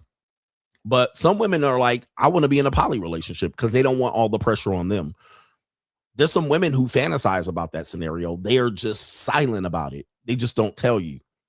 But if you are a right type of guy and present it to them, they'll go. All right, they'll go. And all of us are one of the guys. We're never all 3. We're rarely all 3 permanently. So at some particular point, something's got to give. Jay says, Coach, I think guys confuse the 3 because they don't want to accept that women are not genuine. Not my girl. All right. My girl different, Coach. She loves me for me. And she'll never do that to me, ass nigga. 100%. Okay, we got Venmos, PayPals, and Cash is apps before we do this crazy main event, I should say. Okay, we're signing in the Venmo. All right, Venmo wants me to re-sign in. Come on, y'all. Shout out to Prince says, attorney drafting my prenup, taking a long time. Should I hire a new lawyer? It's a white woman. Shout out to you. Where the white women at? Did you pay her a retainer? All right, what did you do? All right, I don't know how you paid her. Did you pay her up front? Things to know about hiring attorneys. Once you pay them, you're no longer a priority. Okay. All right. Once you paid an attorney, you are now falling right back down to the end of the pile. You'll be lucky if a paralegal or a attorney assistant pick your case up. You got to call them up, remind them, hey, remember. And if she doesn't feel like she's going to get any further money off of you, she's definitely not going to prioritize you.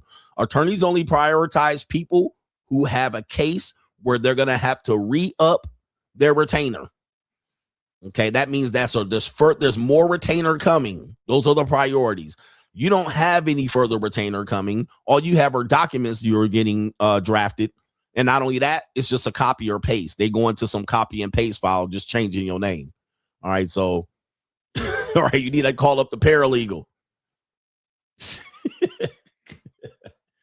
All right, and it is what it is. You ain't never hearing from that attorney again. That attorney know they done got squeezed all the blood up of that turnip. All right. And she already didn't cash that check. That shit done went over to the holding account and went over and been distributed to her people. She getting no more further money from you. Call a paralegal.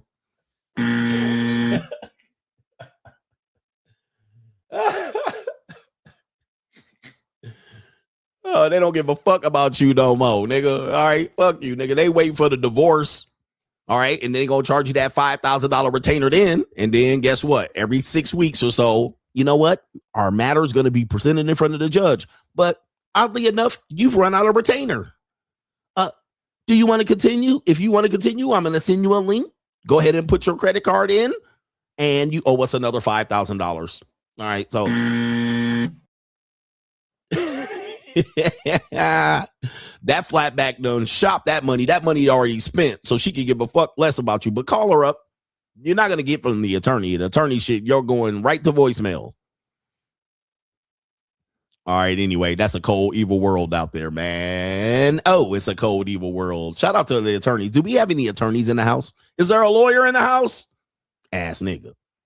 I know the lead attorney in here. Shout out to the lead attorney. What he been up to?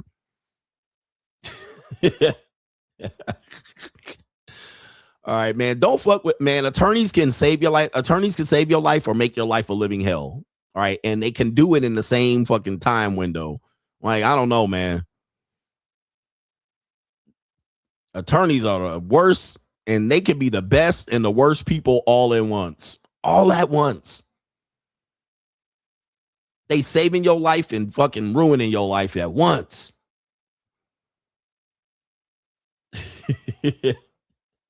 Somebody said, what's the difference between a lawyer and a leech? The leech will stop sucking your blood after you die.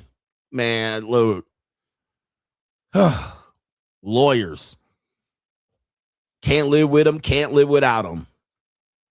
Any Jewish lawyers in here? How about the Jewish lawyers? I mean, I'm not going to say what race, what people. We know I can't say that. If you figured out, I've worked with attorneys for almost a decade. I'm going to tell you, man, them people are ruthless, and they don't care about you like they care. Like they say they don't care. They don't care about you. They don't. And most attorneys don't even work their case. I mean, they got paralegals and assistants and legal secretaries. They fucking out, you know, look at that one woman. What's that woman's name? Fannie Willis. All right. She getting piped down in the damn office, pussy stanking with the gorilla grip. They are ruthless, man. But when you need one, you need one. And if you've never been involved in a lawsuit, I'm going to tell you, man, if you could go through life and never been involved in a lawsuit, and you've never been on the side where you needed an attorney, you survived a very, very critical part of life. This is why we tell you men, especially you melanated men, do not get involved in the law and the system. I'm telling you, as a man that's been in the system, do not get involved with the laws. That means do not steal, don't rob, don't commit crimes, don't kill. Don't be a part of the criminal system. Don't be a part of the civil system. You become wealthy and rich. Protect your seed. Protect yourself. Part of the civil system and a part of getting a lot of money is you're going to be involved in civil cases. If you start a business, starting a business is getting involved with the law. So the law is going to be played against you. Once you buy real estate and property, you're getting involved with the law and the state. You can trust that you're going to be in court at some particular point. You're going to be in court. You get involved in marriage and have kids, you are part of the law, you are part of the books, you are part of the code. You are now going to be a part of the system. So you got to know going in, that's a part of what you're agreeing to. You're agreeing to the laws. All right. You're agreeing to these set of rules that these lawyers then dreamt up and they fucking sleep just as a project to fuck you over. Okay. They dream up scenarios to fuck people over. All right. So that's what you're volunteering for. But you gonna be in court. Okay. The worst place you're gonna be is in that courtroom. Well, that's not the worst place. The worst place you're gonna be is in your lawyer's office. That's the worst place you're gonna be, your lawyer's office. And hopefully you're not on bail or need to get bonded out. Ugh.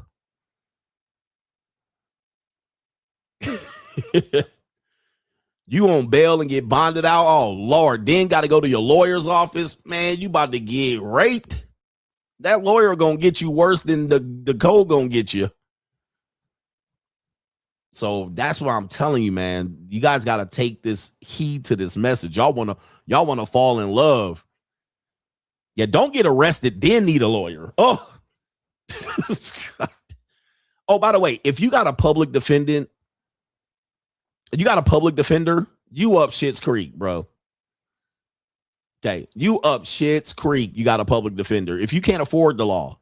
So we tell people you got to be able to afford a divorce. If you can afford a divorce or willing to part way with some resources, fine. Go get married. If you can't afford a divorce, you're up Shit's Creek. And more than likely, you'll be like, well, I'll just kill the woman and serve my 20, 25 years with an L and then get out by the time I'm 65. But public defender, what does a public defender do? They just basically try to negotiate and settle. They can fight on your behalf if they feel like you're getting rigged, but you got to understand they are employed by the state. So they get cases after cases. They get cases for people who can't afford good defense. So now not looking at the details, they're looking at how to settle you. So that if they make you take probation and 500 hours or probation and 2 years with an ankle bracelet, that's what they'll do just to move on to the next case. Okay, if they make you serve 5 years and you didn't have to and make you take a plea, or what do they call it, an Alford plea? They'll make you take all kind of shit just to move the case on. All right, they got the file, move that case on. Public defender ain't finna fight for you. They make $35,000 a year. So if you can't afford a good law team, you up Shit's Creek.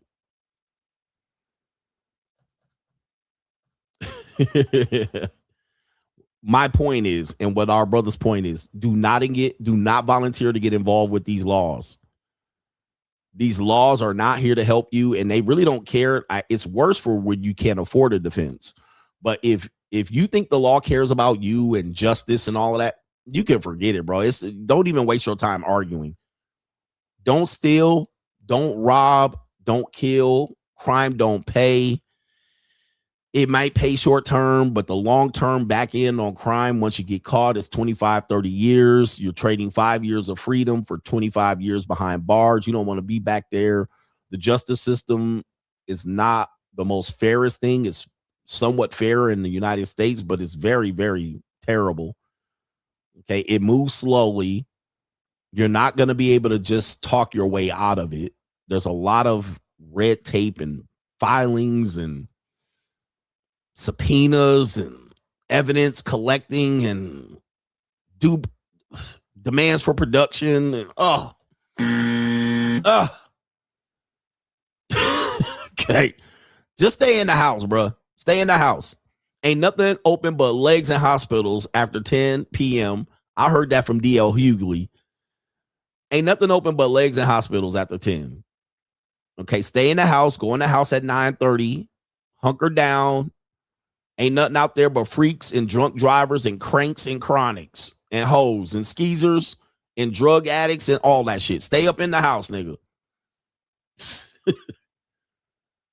Go outside. Touch grass. Well, I'll touch grass during the day. At nighttime, just stay in the motherfucking house and you're good. Wake up in the morning. Practice getting up early in the morning where freaks go to sleep. Hoes go to sleep at what hour? What time do hoes go to sleep? Hoes go to sleep at 6, 7 in the morning. 6, 7 in the morning. Move into a nice neighborhood. White people be up at 6:30, walking their dog, running around the track in the neighborhood. Right? When do crackheads go to sleep? About 6:30, 7, right when the sun rises. 6 in the morning, 5, 5:30, they pass out with a newspaper as a fucking sheet. All right. They've been up all night running the street, up from 9:30 p.m. all the way to 4 or 5:30 a.m. Hoes get off the strip club at 6, 7 in the morning, and they go to Denny's, and they go home and go to sleep all the way to 2, 3, 4 in the morning. 4 in the afternoon. 4 in the afternoon, bitches wake up, put on a wig, and they go back shaking their ass. Okay. But yeah, 2:30 in the morning in Las Vegas, these hoes still giving up pussy. They going still from hotel to hotel room, suite to suite. 2:30, 3:30, 4. That's when you don't want to be up. The hoes at the nightclub shaking their ass to 2:33. They at Dre's to 3:34, watching Gunna perform, finally taking the stage. Back home when the sun coming up, leaving Dre's. All right. Then they going back home, 6:37, sleeping all day. So these are people you want to stay away from. You want to be around people who go to sleep at, or at least be in their bed and bedroom with the alarm set and the kitchen lights off. 9:30. Wake up 6:30, running errands before the niggas wake up and the goddamn the NPCs and the knuckle draggers wake up. You don't want to be, look, I'm gonna teach y'all how to avoid NPCs and normies. We got a little bit of time here because I'm teaching today. What you want to do is get your shit done before 7:30 or 8 a.m. or wait until 8 p.m. to 10 p.m. Stay off the roads. Stay out of Kmart and Target. Stay out of the grocery store between 8:30 a.m. and 8 p.m. Just stay off the road. Don't go to Costco. Don't go to the gas station. This is when people get in car collisions and, rear end bumper. What do they call them? Fender benders. They drive slow in the fast lane. Them motherfuckers out here Sunday driving. All right, they in there clogged up. 8 niggas in a line at Albertsons. Like, Nick. All right, they be out here doing road trips. They leave at 10:30, 11, driving all in the fast lane, 400 miles to Los Angeles, driving slow, car collisions, changing lanes and shit.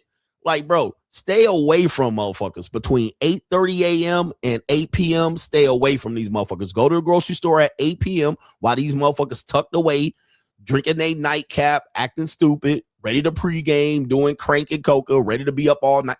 Stay away from people and then stay inside until 10 p.m. You're going to live a long life. 10 p.m. to 6:30 p.m. All right, stay in the house. Stay in the house. Don't go outside because it's drunk drivers, cranks, freaks, hoes, skeezers, pimps, drug pushers. All right, all kind of stupid ass niggas outside at 10 p.m. on. Go outside when the sun come up and you don't hear crickets no more and you hear the birds chirping. Go outside then. But make sure your ass back in the house by 8:30 because if you work, go back home or go to work at 8:30. Beat the traffic because them normie motherfuckers are sitting in traffic for 2 hours, 8:30 to all 10:30. Then from 4 p.m. to 6:30 p.m., right there, just like a fucking normie NPC bot. Running errands and shit, taking all day. Bro, stay away from these motherfuckers. These are the normies.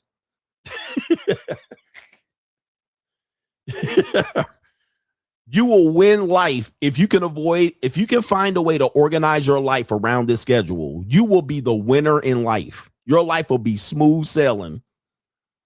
You will not get in dumb shit, accidents, motherfuckers stand at the goddamn green light, falling asleep, looking at their phone. All right, blowing the. You will win life if you can organize your life around this schedule.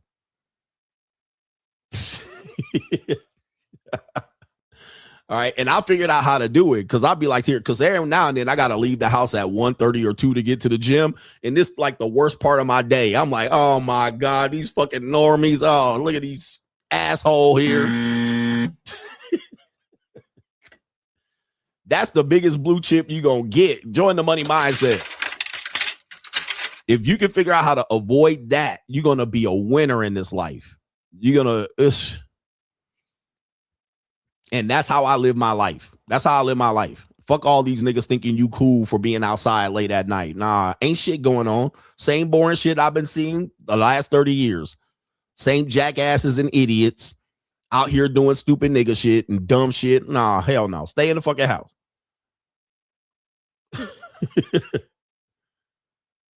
Come outside when everybody else inside. When everybody outside, go back inside.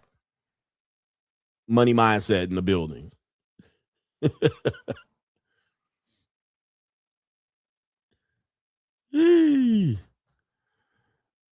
Anyway, go to work. Look, what happens when you go to work? You get in there 8:39. You got a whole agenda. I got a to-do list. What happens when you get in there late, like a fucking dumbass NPC and a normie? What happens when you go in? You go in 9 o'clock. You didn't beat traffic. You didn't set in traffic and got frustrated.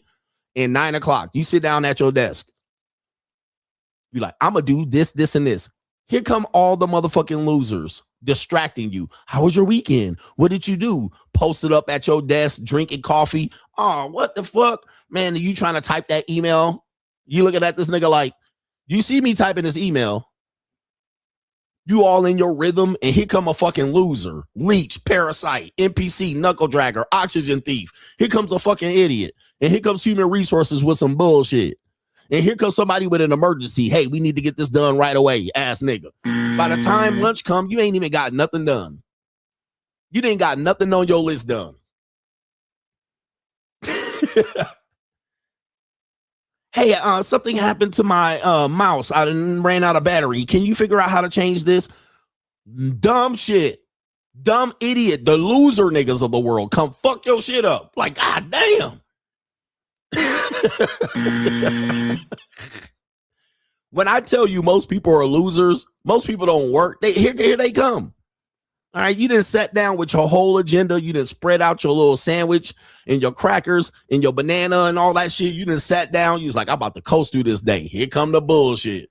Hey, can you come in and step inside? We need a closed door meeting real quick. Can we talk to you about something? The internet all logging up, jogging up. They need to have a meeting. Oh, nigga. So this is the normies. You have to avoid normies. Avoid the NPCs. Avoid the oxygen thieves. Avoid the knuckle draggers. Avoid the people mailing in life. Avoid the fat people. Avoid the losers. Avoid the lazy motherfuckers. You need to organize your life around this. Once you organize your life around this to defeat this and be around these, be away from these people 98% of the time, that 2% of the time is going to be hella frustrating, but it's worth it for not doing this soul-sucking, soul-snatching activity of operating around normies. Normies will fucking suck the soul out of your life instead of suck the soul out of your dick. All right, anyway.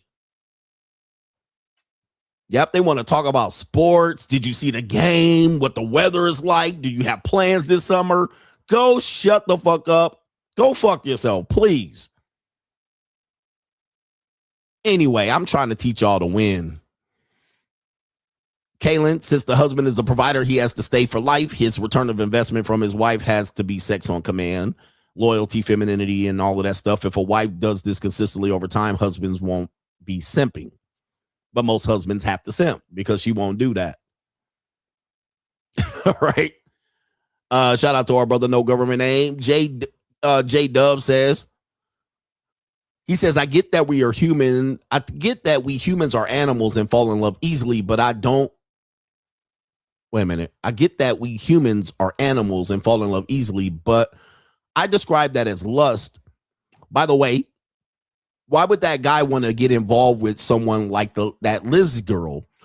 For people who don't know, and I didn't play the whole video, apparently the guy on Wizard Liz followed Wizard Liz content. Okay, so people don't realize that. That's a part of the story. Since I didn't have time to play the whole thing, the guy knew who Wizard Liz was prior to meeting her, and allegedly they met serendipitously, according to Liz, where they were in an airport where she was, and he happened to be there, and she describes it as a kismet thing that she had a mask on. I guess it was during COVID or somewhere at the tail end of COVID. They both had a mask on, but he was managed to able to recognize her even with the mask on. So he was a fan, okay? And she thinks they met serendipitously, but people believe that he targeted her. And he just happened to be where she was, meaning that I think what happened was when they met, he ended up just kind of paying for her hotel and travel to be with her. That's what happened. So for people who want to know, he was a fan, I guess a fan or a stalker, whatever you want to call it. He knew who she was prior because she had a digital imprint. So he's saying, why would she want to be involved? Well, there it is. All right. You saw what happened. And he clapped on the first night. She basically broke all the rules and he preyed on her and manipulated her. He certainly did. And he got what he wanted. So I didn't manage to play all of that story there. That's what happened though. That's a cold shit. Is cold out here, bro. Man, people do not have your best interests at heart. He went in there to target her specifically, and she thought it was just love at first sight. Oh, wow. He recognized me even with a mask on. How did he know it was me? And they weren't even in the country where she was from. They were in another destination, and he managed to be there. Shout out to No Government Name SD says coffee. Shout out to you, man. Thank you. And she was making a good YouTube bag, too. I think she's still making videos, too. So, she's still talking that shit. Well, men in the manosphere that got caught. Have they taken that L? Abba got caught. He's still out here making videos. And then shout out to our brother here. It is he, low key, says, thank you for today, coach. You're welcome. With that being said, it is time for the main event. Let's get into it. Has the modern dating landscape confused you? Have many of the standards that you heard, you're kind of tired of hearing about, and you're wondering, what does it all mean? Well, look no further. Join us talking about the monetized dating marketplace right now on Locals. And it is Coach Greg Adams. .locals.com. You can create a free account to join the conversation between the Coach Gang members, but also on Sunday we do a live stream demonstrating all aspects of the monetized dating marketplace. And coming soon in 2025, you're going to have access to a sample of the monetized dating marketplace course where you can get information related to how to participate in the monetized dating marketplace and or how to understand it, so you're not out here spinning your wheels trying to figure out how you're going to best deal with the monetized dating marketplace. Listen, everything and every aspect of dating is monetized. We just want to relieve the frustration that you might have about it. So the best way to do it is make a free account right there on Locals, CoachGregAdams.locals.com. You can get access to those live streams, but create a free account. Just join the conversation. I am the only one covering this conversation from this point of view. And yes, I am ahead of my time. Get ahead of the information before you're priced out.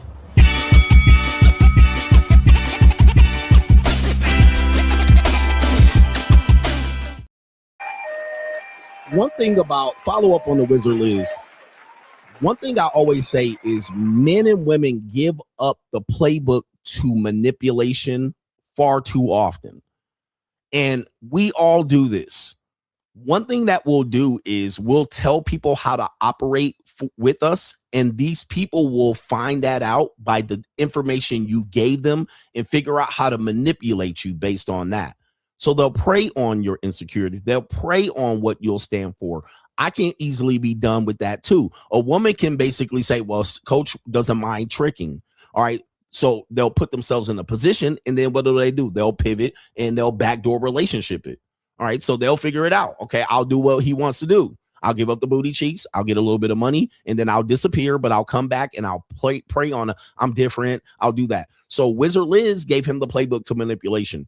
When you guys go out on dates and you have a breakup, a bad breakup, or a divorce, and you go out with new women, you give them the playbook to manipulation. I'm not this type of guy. This is how I function. This is how I operate. And the person simply is going to be like, okay, cool. I got the playbook on how to manipulate you. Instead of being the Bruce Wayne or the Batman or the mysterious guy, You all give everybody the playbook on how to manipulate you. And then you get mad when they use it against you, but you gave them all the cheat codes. Wizard Liz did that. When you go on dates, you start talking, telling them too much information, where you work, what you do, your route to work, what you take for, what you stand for, what you won't put up with, what you will put up with. That's the playbook for manipulation. And people, not just women, men will use that to get over on you. If a woman says, I want the golden treatment, I can give you the golden treatment for a month or two, and then I can pull the rug. After I done beat up the guts and made you fall in love and love bombed you and skeeted in your guts, I could just change the damn rules and see if you stick around. So watch out for that. But this is the main event. Let's ring the bell here.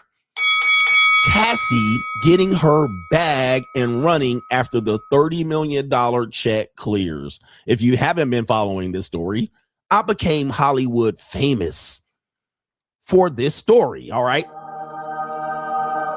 I turned Hollywood CGA and Hollywood noticed. 50 Cent put me in his documentary for a short clip calling out Cassie for her bullshit. Yes, there's volunteers and victims. Well, Cassie was not much of a victim. She was a victim of getting her ass whooped one time, but that's about it. She was a pure volunteer. And it's one of the reasons she getting the fuck up out of here of the United States.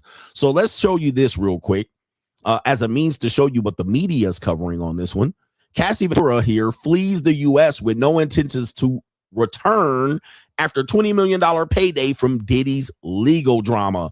Now, here it is right here. She got $20 million from Diddy, but $10 million from the Intercontinental Hotel for a total of $20 million.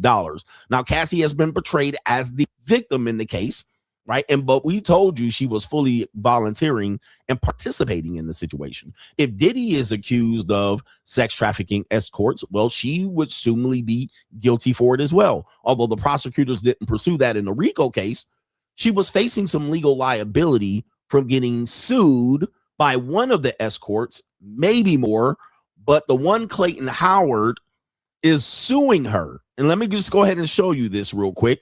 Clayton Howard, and I've covered this back in the day, one of the male sex workers, because there were no female sex workers in this case. They were all male, mostly all handpicked by Cassie.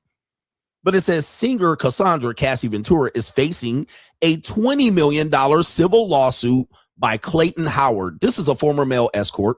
Howard alleges that Cassie and Sean Diddy Combs trafficked him and claims that Cassie pressured him into unprotected sex.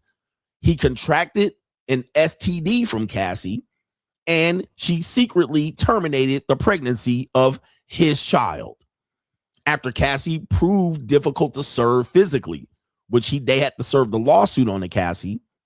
The judge allowed Howard to serve her via alternative delivery. And it says, facing the threat of a default judgment, Cassie's legal team officially entered as appearance to represent her and filed a motion to dismiss the claims, citing Howard's history of utilizing the legal system for vendettas. But as far as we know, the case has not been dismissed. And a default judgment would mean that if the judgment was for a $20 million, well, that $20 million that she got from Diddy will be up for grabs. So guess what? Gotta get my bag and run. She had to get and go to where Russell Simmons was at.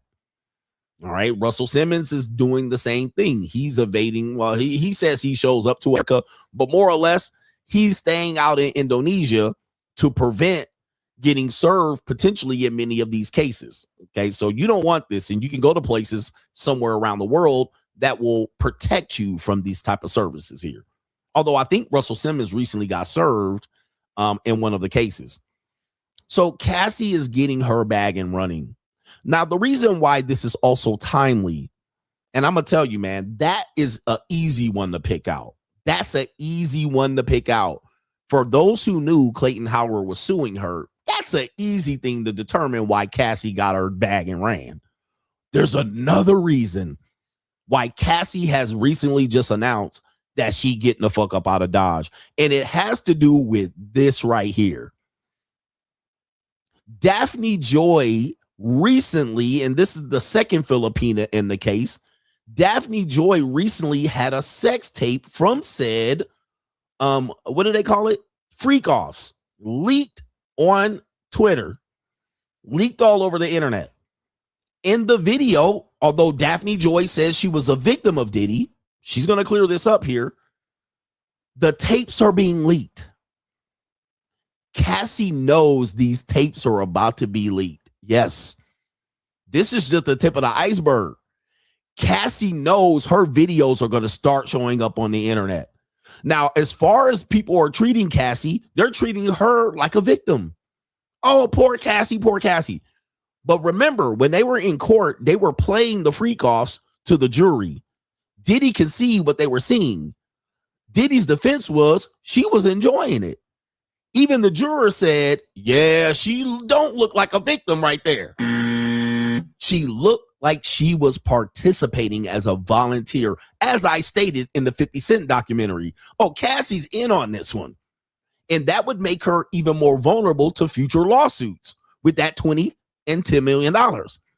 So since Daphne Joy's video was linked, it's timely that Cassie announced, I'm out of here. Gotta get my bag and run. Because when people see that video, because they saw Daphne Joy's video, and it looked like, even though she looked whacked at sex, it looked like she was a volunteer. She was the one spreading her legs. She was the one taking it down the gullet. She was the one saying Big Daddy and X, Y, and Z. She was the one out there bending over and taking it.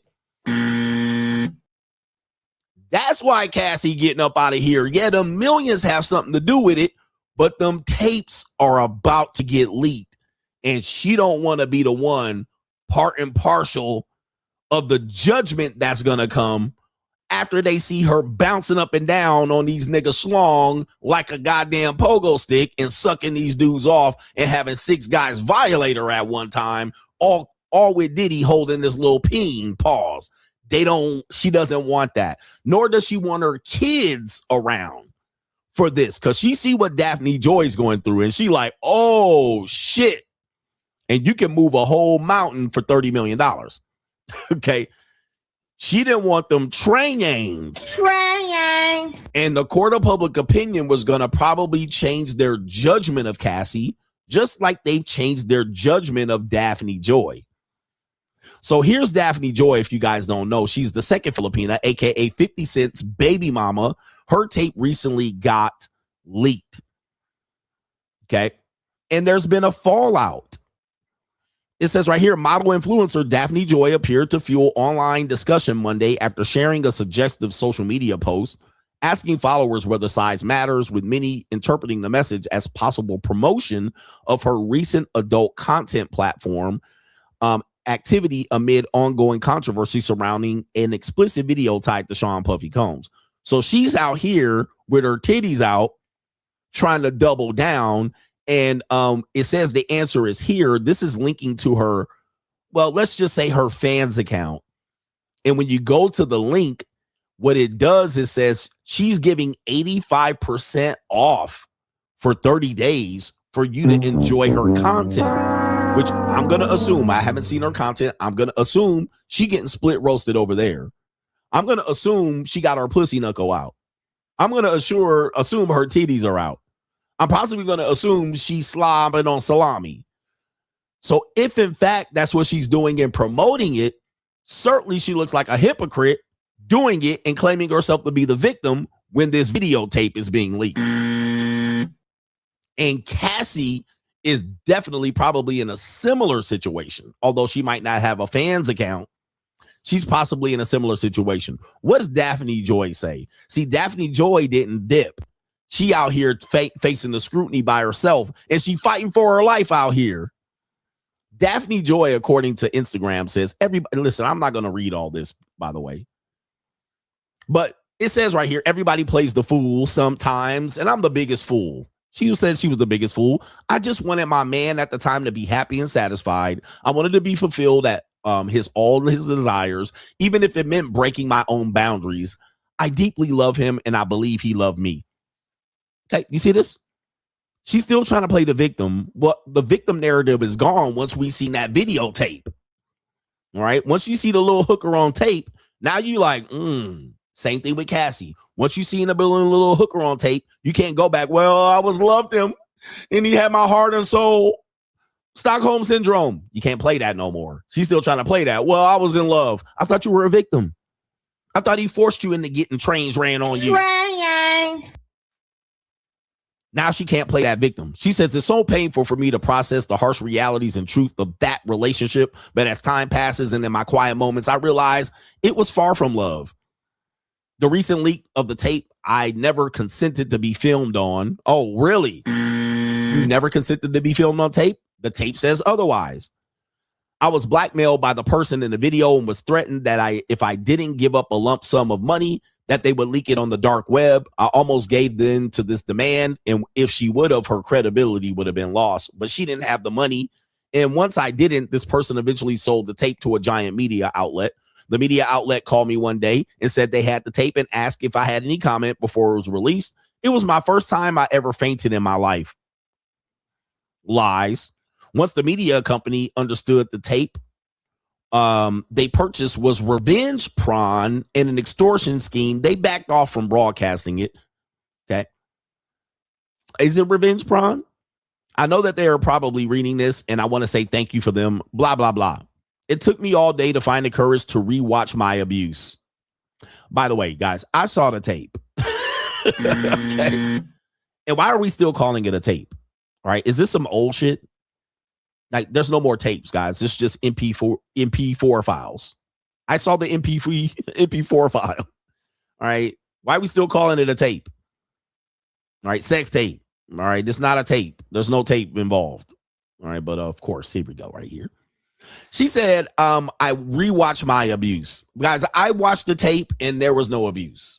All right. There was full cooperation and participation. She was in several positions liking it. And if anybody out here calling that abuse, well, we all screwed. All right, because she was taking it down the throat. I bet you her throat was scratchy and itchy. I bet you she had a sore throat. The thing she was doing, she looked like, ooh, she liked it. But by the way, man, that was the worst fuck scene I ever seen. I realize people can't fuck. All right, even dudes that might be heavily equipped. I'm like, this is boring. Like, people they don't know how to have sex out here. Niggas be bragging they have sex and they know how to do shit. And I'm like, no, you don't.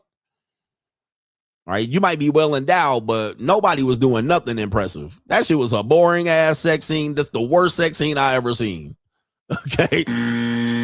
Okay. And she wasn't doing much of, I know nastier Filipinos than that. What she was doing, she was giving a lazy ass effort by that. But anyway. Okay, he couldn't even enjoy it. She was just sitting there hiking her leg up. All right, I can't even moan and groan like her, but she was whack. By the way, if you want to see it, it's over on Locals. What else is she talking about here? She says, I was not and was never in my right mind throughout the entirety of that relationship. Seeing myself so lost is excruciating. There's her, look, pivoting away. Pivoting away. It was triggering and painful because only I knew the inner turmoil and pressures I felt at that moment. Only I knew. You couldn't verbalize it as a grown-ass woman, but you can put a link to your fans account. All right, you're just going to pivot out. I had inner turmoil and pressure. I was in a dark place. I didn't know what I was doing. I wasn't enjoying it, but all I saw was you taking salami down your throat. That's what I saw. Seeing myself so lost is excruciating. I just want to hold that girl in that room and get her out of there and tell her that wasn't love and she didn't need to do this type of love right there. You didn't need to do that for love. My heart is breaking as I'm typing this. I don't know how they get away with this clown buffoonery bullshit. Men don't get to say, man, I was robbing that bank. I just want to tell that man, I want to hold and hug me. I want to hug version of myself that went in there and strong arm robbed the bank. That really wasn't me. All right. I was caught up in some turmoil and I was in a dark place emotionally. All right. But I forget the federal charges and shit. I just feel like I wasn't experiencing love. I was doing it for these hoes. And these hoes were manipulating me. They forced me to do it because they said they love me and they like Birkin bags. So I went in strong arm robbed the bank. Okay. that poor guy on the video. Do you guys sympathize for me or what? Okay. And I'm not going to read the rest of her bullshit, but we're going to go look at pictures. Let's go ahead and look at pictures of said woman here and why this is going to be what Cassie is actually trying to do right here. So, this is our evidence that Cassie's running from a lawsuit. She's not running from America's Falling. I saw somebody put in the comment section, well, billionaires are leaving. That's why a millionaire will leave. America's Falling. That's not why she's leaving. This is why she's leaving right here. Cassie's lawyer. She lawyers up after a judge says escort's lawsuit will move forward and silence can trigger a $20 million judgment. She's also running because that sex tape about to come out. The Cassie sex tape about to be available on the internet. Third reason why she running is because there could be a possibility that Diddy gets out at any moment. Now, I'm not holding out hope for the diddler here. But at any moment, them lawyers fighting. All right, and I think he got railroaded, to be honest with you. I'm still going to say Diddy got railroaded.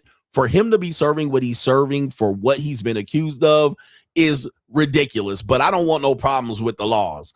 I'm just saying for that particular case, he is serving way too much time. There's a matter of time before they basically give him the Bill Cosby treatment and get him up out of there. Because remember, Bill Cosby had all them years and then they reversed it and he was out the next day walking blind with a cane. Now he was back eating Jello pudding pops and shit. Just like that, overnight. Overnight. And she went up there and played the victim. But you can see real quickly, the narrative is going to switch. All we need to see is them tapes. Okay? Let's see them tapes. Them tapes are going to show that Cassie definitely was out here doing crazy shit.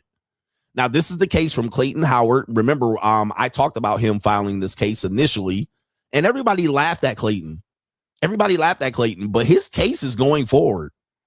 Right there. There's the case right there. I'm not going to read all of this right here. There's the case. His case will see the light of civil court unless Cassie flees the scene. She flees with the lottery. Right there. $20 million default judgment. She had to get the fuck up out of there, bro. And her lawyers couldn't do nothing about it. They were scrambling and scraping for shit. The lawyers appeared on Cassie's behalf. And Cassie was avoiding service. For anybody that doesn't know, that's never been involved for a lawsuit, they have to serve you legally to acknowledge to get you to acknowledge that there's a case, right? If no one serves you, the case may not be heard. All right. So you guys know this. All right. So if someone's suing you and they can't put service on you, well, they can't sue you. Now, some people avoid service, and if a judge or a process server or a sheriff or a person serving you is proving that you are avoiding service, they can go to the court and find alternative ways to serve you. And I'll give you an example. An alternative way to serve you is to have a publication in a newspaper. Okay, you're avoiding service. We can take any newspaper, but the judge has to agree that you avoided service. Then the judge says you can serve them alternatively. They can publish in a random newspaper in your area code or zip code and put in there that they've served you. That's an example. They can post something on a civic community board. We're serving. That could be service. They can mail you certified mail. The post office, the mail guys out there, they can certify mail. You sign for it. Or they can send a certified mail and your post office person can deliver it. Your postal guy can deliver it to your mailbox. That serves as service where they don't have to put it in your hand. You don't have to sign for it. It's certified mail. They have validated that that is your address. They have provided evidence that that's where your domicile is. Boom. Oh, yes, they can slide in your DMs. Child support has now allowed service through digital messaging. So if child support gets you to slides in your DMs and the judge says alternative service, they can slide in your DMs. We've heard of people getting served by child support through DMs on Instagram. Yes. And that's what happened there in the case with Cassie. So that's why she had to get up out of Dodge. I'm telling you, Cassie doesn't want hide no hair of this civil case, because this civil case opens up Cassie's emails, text messages. See, she wasn't a plaintiff or a defendant in the Diddy case. She was a witness.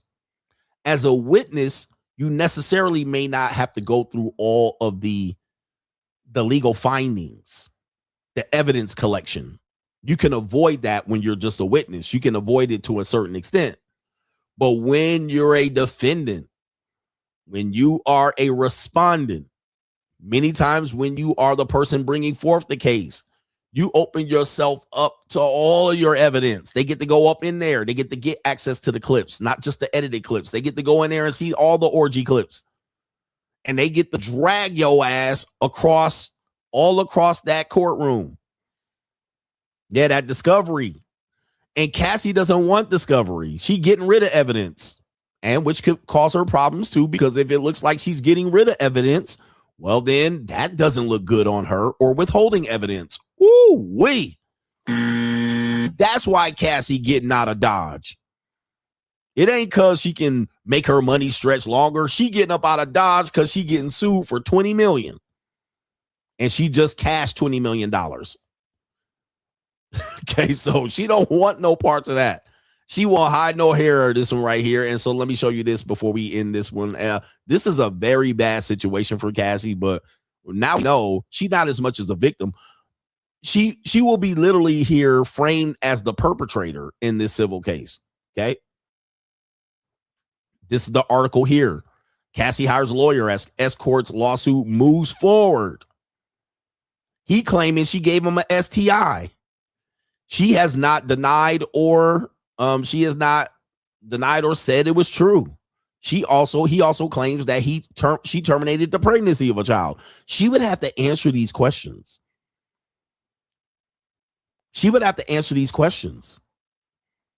In a civil case.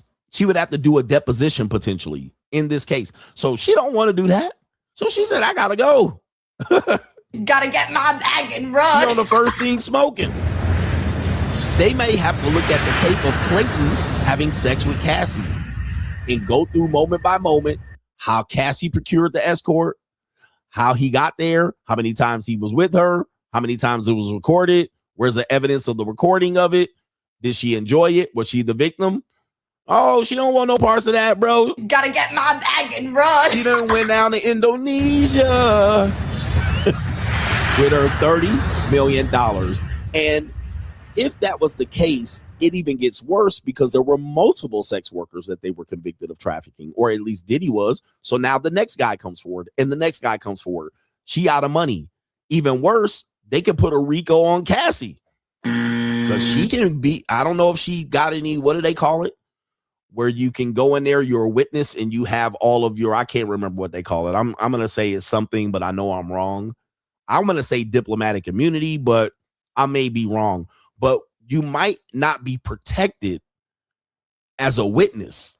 So she might think she has immunity from being prosecuted, but she got immunity? Did she get immunity already? People think she got immunity already. So she might already got immunity. That might be the case. So she's immune from being considered Ghislaine Maxwell. Okay. So she's not going to be Ghislaine Maxwell in the case. You know who Ghislaine Maxwell is. She's the woman that went down for Jeffrey Epstein. Now, in this case, Cassie's going to look like Ghislaine Maxwell by the time they get her in that civil court. Because why? She was the one that brought the male escorts to Diddy. Just like Ghislaine Maxwell was the one bringing them teenage kids to Epstein. By the time they get to the civil case, that could be proven. If that's proven in the civil case, she Ghislaine Maxwell to the next prosecutor. Okay. Woo-wee. So she had to get up out of Dodge. And them sex tapes are coming. Them sex tapes are coming out here, man. She had to go high where Russell Simmons is at. And you know Puff Daddy want this to happen because he didn't know that funky then put his ass behind bars. And I'll look it up quickly if she has immunity here. We can look this up quickly to determine it because I don't want to have to make a video following up on this one right quick. Diddy is scheduled to get out April 15th, 2028. All right, so that is in 2 years. Time does go fast. Does Cassie Ventura have immunity in the case? Immunity. All right, does Cassie Ventura have immunity? According to it, she was granted limited use immunity. Let me put this on the screen. Because this is important right here. She was granted limited use immunity by federal prosecutors to testify in the criminal case and racketeering trial against Sean Puffy Combs. This immunity protects her from having her own testimony used to prosecute her criminally, allowing her to serve as a key prosecution witness. Now, I'm just going to say, this criminal immunity does not shield her from civil lawsuits. Ventura has faced ongoing civil claims and lawsuits from individuals seeking damages related to her time with Combs. It also looks like it's only federal. Her immunity was specific to the federal case against Combs. It allows her to take the stand and provide graphic, emotional testimony against the alleged abuse and illicit activities without fear that her words will directly land her in prison.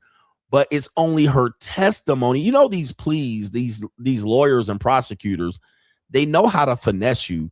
They'll tell you to take an offer plea and then still use it against you. I think that happened in the case with the guy that's admitted to killing Tupac, Keefe D.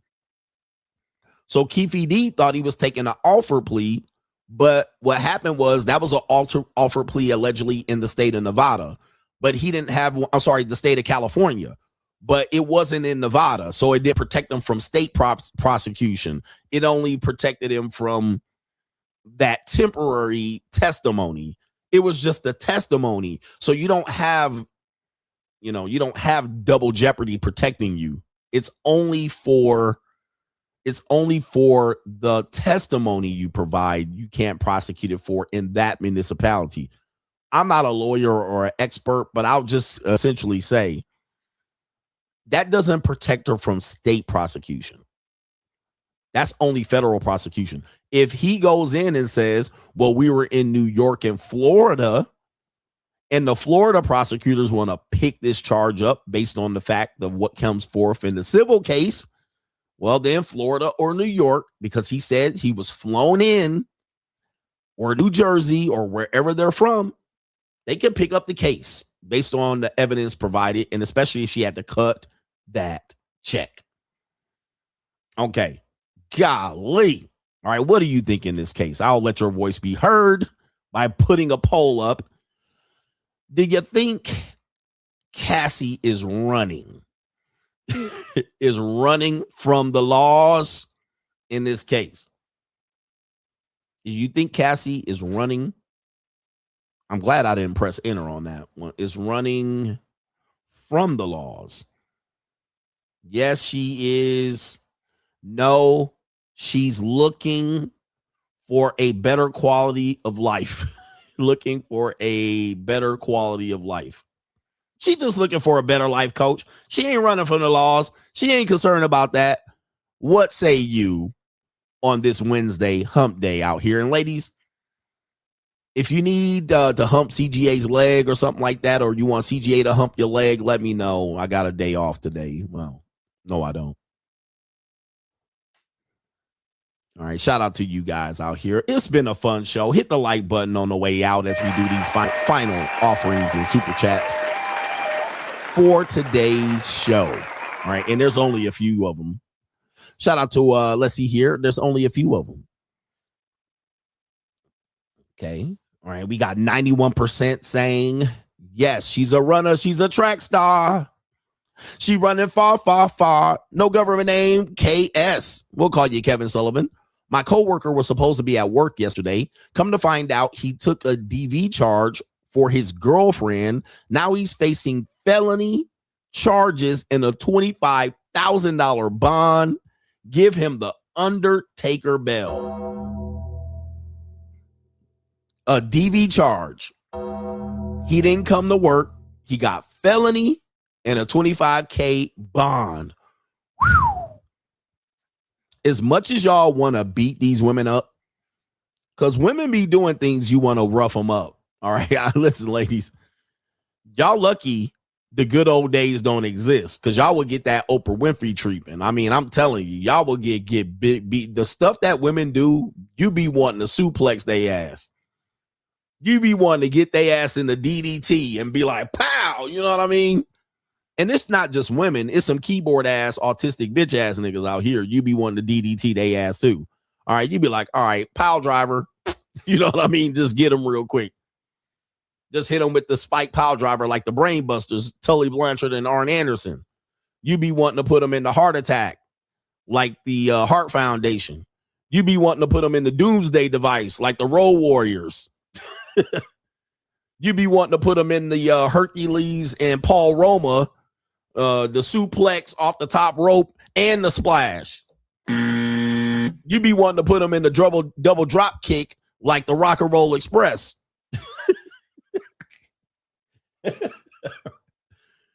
Okay. You be wanting to put them in the double drop kick like the Midnight Rockers, Shawn Michael and Marty Jannetty and shit. You be like, double drop kick this bit. All right, jump on the top rope and be like, yeah. The Steiner recliner. You be wanting to put them in the Steiner. What is this? The Frankensteiner. All right, whip this bitch into the rope. Frankensteiner. All right, these hoes, you be wanting to Frankenstein these bitch. But as much as you want to Frankensteiner these bitch, y'all can't Frankenstein these bitch. You can't Frankenstein these bitch. He said the 3D, whipping them in a rope, put them in the table like the 3D, like the Dudley Boys. Pow! You be wanting to 3D them through the table. Like, wake up. Let me whip your ass into the rope. Hey, every day, ladies, I want to whip you into the rope. You just start talking. All right, here, bit. All right, go against that rope. Let me whip your ass in. Let me bounce off the ropes and shit. Let me bounce off the ropes, come back, hit you with the flying burrito like Tita Santana. All right, let me start off my day. Whip this bitch in, all right? Bounce off the rope. Pow! Jesus. You know what I mean? You just be wanting to do the shit. Like, oh, man, let me leg drop this bit off the top rope. Here, body slam real quick. Go up to the rope. Jump up. Leg drop from the top rope. Like Matt Hardy. Fuck it. Ladies, where y'all at? They didn't run and they didn't got quiet. Why you want to whip me in, coach? I'm whipping your ass in here. All right. All right, just whip your ass in today. Come on.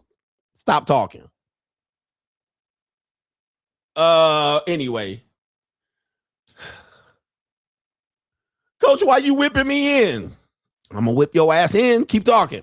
Whip you into them ropes. Why they whip you in and the motherfucker come running back? You know what I mean? They bounce off the ropes like, and then drop kick. Nigga, like, how the hell? Just hold on to the ropes when you get ripped in. But nah, they come running back and shit, bouncing off the ropes. Don't even know. All right, but anyway, guys, you cannot whip women in no matter how crazy they get. We used to be able to whip their ass into the ropes. Not no more. You got to just be like, oh, this bitch. So for me, Joyce want to get whipped into the ropes. She was like, Coach, whip me in. All right, I know I'm going to whip your ass in, but I'm going to put a collar around your neck like Greg the Hammer Valentine and Roddy Piper. I'm going to put the collar, dog collar around your neck and walk your ass to the ropes and hit the turnbuckles one at a time. I'm a boom. If I go around and hit them 4 turnbuckles, I'm about to fold your ass up like a love letter from the 2nd grade. All right. Shit. Joyce want to get whipped in. I want to whip bitches into the ropes.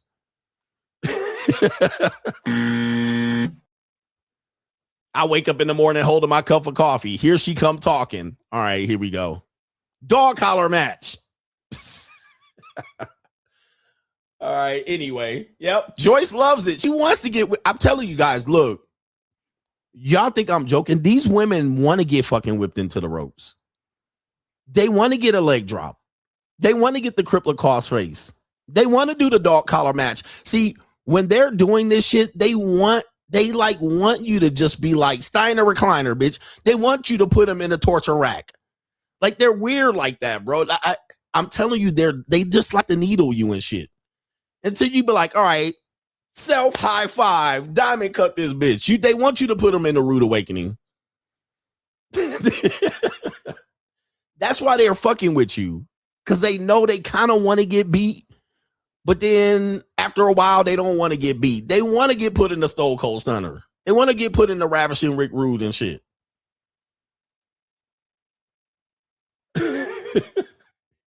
He said the superplex. They want you to put them in the perfect plex. All right, come here, bitch. Get in here, tighten in, right over the fucking head. Here you go. Let me hook the leg. Pow! They want you to put them in the perfect plex. They wake up. Put me in the perfect plex, please. Hey, daddy, let me fuck with you because you're not paying attention to me. Smack me up a little bit. Whip me into the fucking ropes and give me the big boot. Ladies, where y'all at, man? Why y'all act like this? But that's how they act. I'm just letting you know. I like to get dominated. But the problem is, do not put them in the tombstone pile driver. You can't put them in the pile driver. Even when they ask you and they're like, you're not a real man unless you hit me with the perfect plex. You can't really do it. Because then they take a picture of themselves in the bathroom. They're like, you really got me, coach. All right, you really got me. And then they be in there taking pictures and shit. Look at this bruise you put on me when you gave me the perfect plex. She like, bitch, why you taking pictures? I told you not to pay. I might have to wear makeup when I go to work. And then they be at work crying. This nigga put me in the perfect plex. And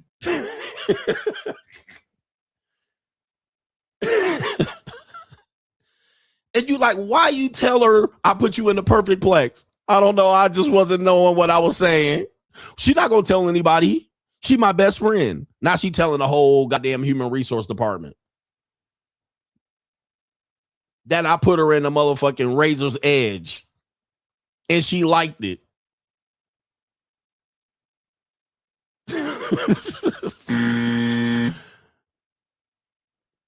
Man. What are they? I'm telling you, this is what you're dealing with. You're dealing with some goofballs. They goofy. They goofballs. I like to get dominated. I like to choked, whooped, spanked, told what to do. I need a man to take charge and let me just, be goofy.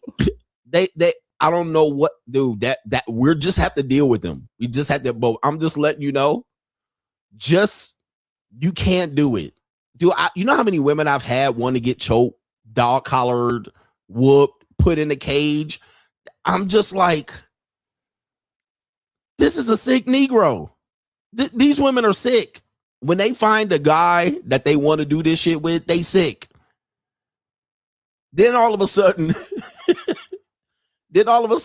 when they ready to turn state's evidence, they out there counting all the ways that you put they ass in the goddamn chicken wing in the crippler crossface. All right, you had the bitch and she had me like this. He put me in the motherfucking Iron Sheik shit. What is it? The Cobra Clutch.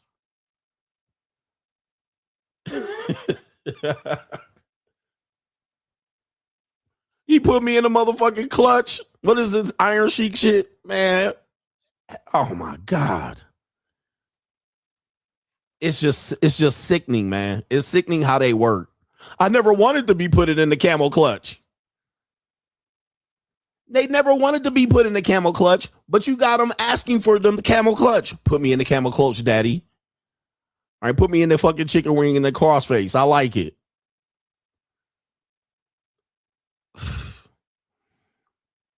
Ladies, where y'all at? Where y'all at? They quiet. You see them, and what's our sister? Joyce tried to tell you, but she done got up out of here because I'm hitting home a little bit too much. I'm hitting home on these big. I'm telling you, Joyce got to come in here. Daddy, give it to me. Okay, Daddy. Joyce had to fucking run. All right. Cause she done told too much. I'm gonna put her ass in the $1 million dream and stuff the dollar in her mouth. Could just be like, yes, Daddy, please put me in the $1 million dream.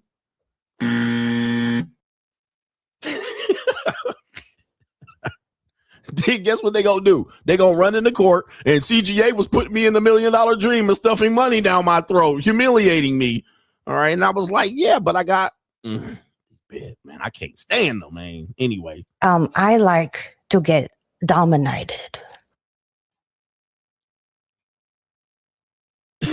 Here we go. Hustle Every Day says Cassie thinks she is getting away scot-free, and I'm laughing. You're going to pay taxes, and Uncle Sam will want his pound of flesh.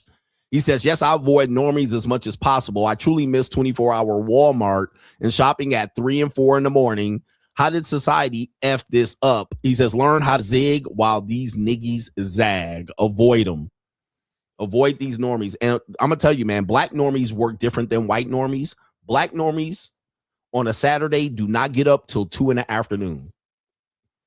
All right, they be up doing the stanky leg, up playing bid whisk and spades and dominoes all in the middle of the night, ruining the neighborhood sleep all the way to 2, 3 in the morning, acting a monkey, and then them niggas go to bed. The whole black community don't wake up till 2, 3 in the afternoon. First thing they do is go grab Kool-Aid and want to go get catfish nuggets and shit. Then they wake up on Instagram, Twitter, TikTok, talking shit, trying to forge and formulate protests. Right? The black community normies are different. It be quiet as a church mouse pissing on cotton all day till 1, 2 in the afternoon, no matter how black you are. They don't wake up at all, nigga. 2, 3 in the afternoon till shit start in the black community. Niggas be sleeping till 2 in the afternoon. I'm like, the day is over. Like, what? I done got up, mowed the lawn, ran my errands, walked the dog, ran a mile, messed with my personal trainer, came home, did some shopping and shit. These motherfuckers still waking up with their bonnet. Oh, nigga, like what? Atlanta don't wake up till 2 in the afternoon on a weekend. Then they want to get up out here just talking shit all day. And who this? And we got shout out to our brother. Okay, I got him already. Pause. I done cleared out my weed in the backyard. I done raked up this cut grass and put it in the bag for the Mexicans to pick up. Chop wood. All before. Hey, look, we do more before 9 a.m. than most niggas do in their entire lifetime. Niggas don't, they lazy.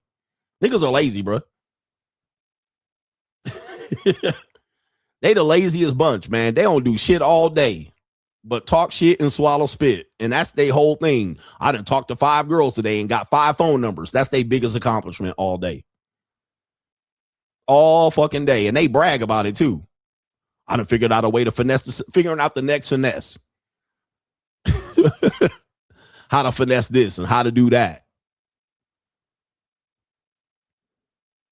Crazy ass, man. That shit is crazy. You got to avoid people like this. These are the real losers in society. All right. And our brother here, if you're offended by this, I'm talking about you. All right. Change your life. Pro Mansplainer says, Coach, how about Googling the top 10 female sex fantasies? All right. We could do that on another show. I can't do it tonight because we're at the end of the show, but you guys will be appalled. The things women ask me to do to them. I can't believe in women anymore. I can't believe in women. The women have asked me to do the raunchiest shit to them. And I'm not here to kiss and tell, but I've had women, innocent looking, merc women, regular women that you see ask me to do some like what? Hey, now most of the time I do it, just so y'all know. Most of the time I do it. All right, I'll be like, I'll get in as long as there's not another dick in the room. That's my only where I draw the line. I'm not bringing another nigga in the room. Like I got a 1 dick in the room policy. But if you want to bring another woman in here and y'all want to get peed and dookied on, I'm game. I ain't gonna stop. I'll do it. All right, bring her in. If you want me to bend her over and you watch and play with your little bzz, all right, come on. Anyway, but out here, man, all women are freaks. All women are sexual freaks. All of them. I don't put it past no woman today. Shout out to our brother Justin O says, in the car listening to the Ghetto Boys after grinding a 24-hour shift heading home. That reminds me of Office Space, Justin.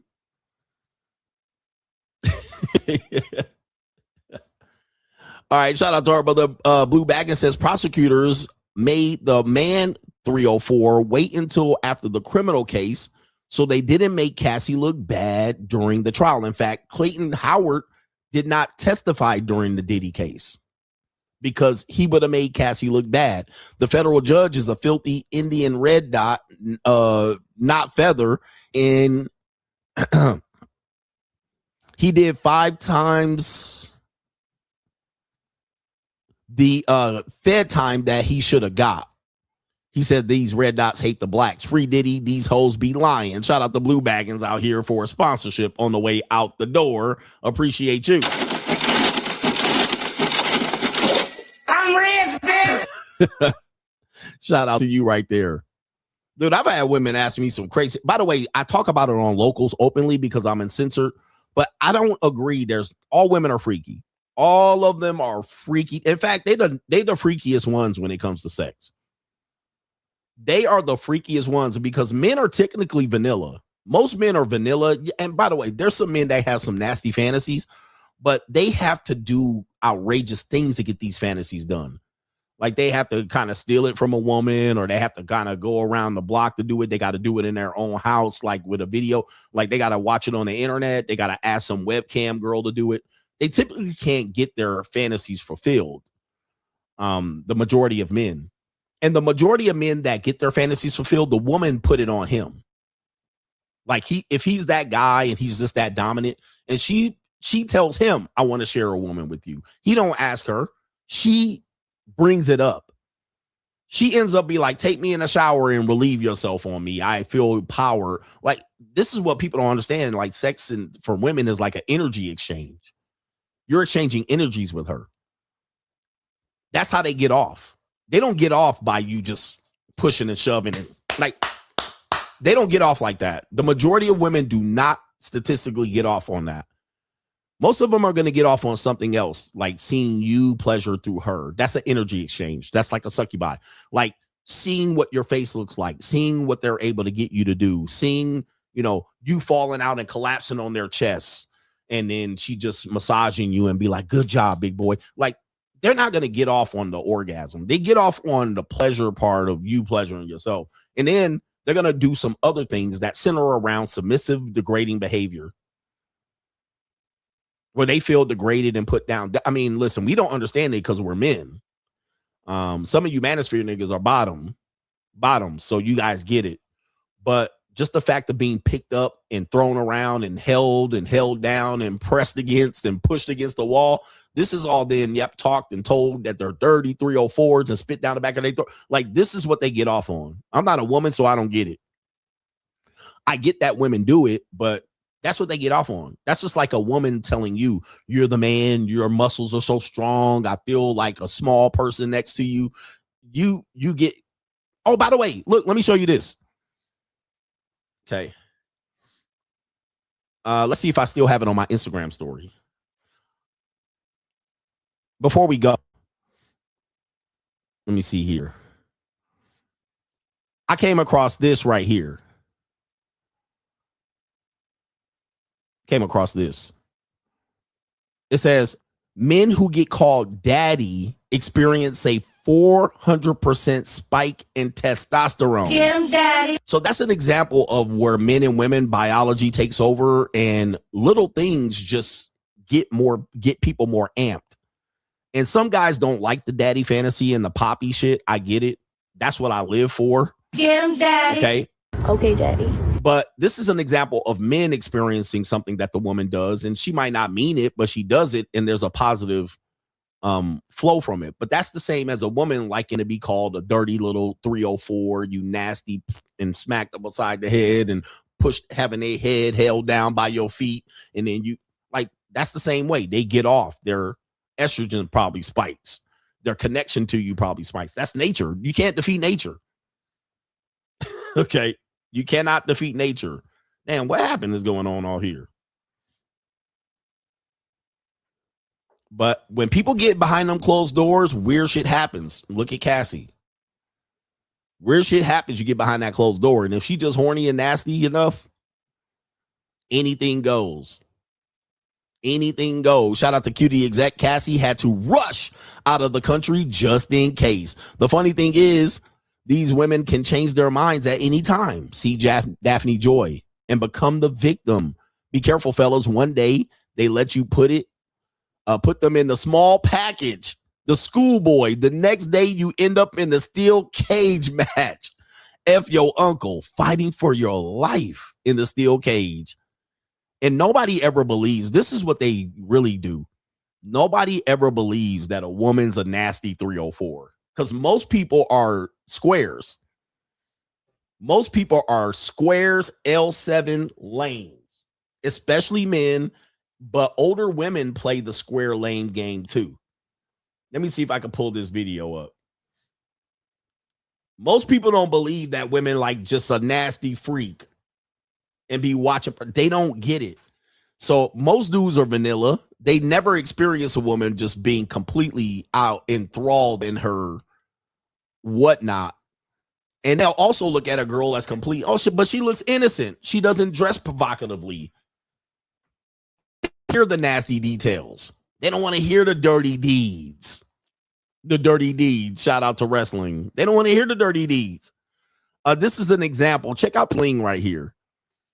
I know a freaky Ling when I see one. Check this out. Oh, where'd you get that? This or no? Oh no, I'm talking about your beautiful smile. What Asian are you? Chinese? Oh really? I low-key thought you were mixed.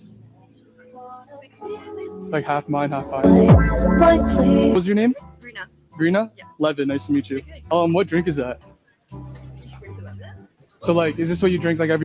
Now this guy's right here. He done unlocked the Ling. All right. He done unlocked the nasty. This woman's a nasty woman, just so you know. And you can see on her face. Look at her look on her face. She looking like, oh, word? What kind of fuck you give me? She like American people ain't kind of fuck. She's sitting back like I like to get dominated. Yep. She like I cook, I stop, I shut the fuck now up. sometimes with Lings they don't talk, right? They don't talk. But she like enter the dragon. All right, let's go. Cause she been waiting for this. She know they don't go out and look for the shit. But once they get you and you start hitting on their ass, I like to get dominated. All right, she's a quiet little education Ling, but trust me, I cook, I stop, I shut the fuck up. she going, bruh. I like to get dominated. She like, yes. What kind of fuck you give me? She's like, good. You volunteer? All right, I take your soul. You volunteer. Now, crippler crossface, please. It's over. All right, she's like, shit. Hey, you ain't said nothing but a word. Enter the dragon. What kind of fuck you give me? All right, anyway. Look at her, bruh. She like, you didn't say, okay, you don't realize what you doing. I'm a dominatrix in this bitch. This woman gonna do the nastiest. She gonna be just the first 3 or 4 times ain't gonna be so nasty. But what Lings do is they want to get dominated. So anything goes. You just have to just tell her right before you fixing to do it. And she ain't gonna put up nan fight. She ain't gonna put up no fight. She's like, go ahead. But your ass, remember, you asked for this. You cold approach me. Every morning? Oh, this is kind of what I drink like every morning. I don't know if you've had this before. This is kind of like the same. Yep, she going. Nasty girl.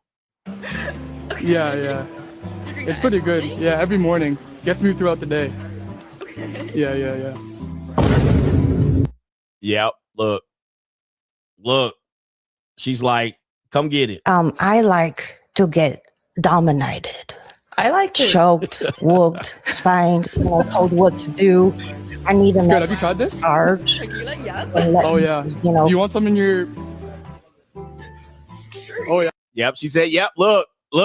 Oh yeah. She like, yeah, bring it on, brother. Come on. What kind of fuck you give me? You know, it'd be the woman you least suspect. Trust me, I done been there, bro. I done been there. I done seen these lings, what they capable of doing. Any lings in here right now? Watch out, bro. All right, watch out. And they will snatch your soul too. So watch out, bro. They will do some things to you that she thinks she ain't never did to another man. She probably has never done this with another guy. Nope. She has. She has for sure. All right. And shout out to our brother. It is Mr. Kendall says, my Dominican baby mama that wanted me to load the chamber with a Glock with the safety off while rearranging her guts. Now she's pregnant again for the third time. Take me out with the buzzer. I don't know. I've never had that. I can say I never had that, nor will I even ever do something like that. But I've heard people doing that. He said he wanted to load the chamber with the firearm with the safety off while hitting her guts. I've heard of that one.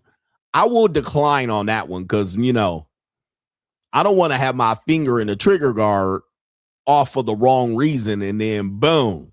By the way, yes, Glocks don't have safeties for sure, but she don't know that because she already had Radamez and them do it.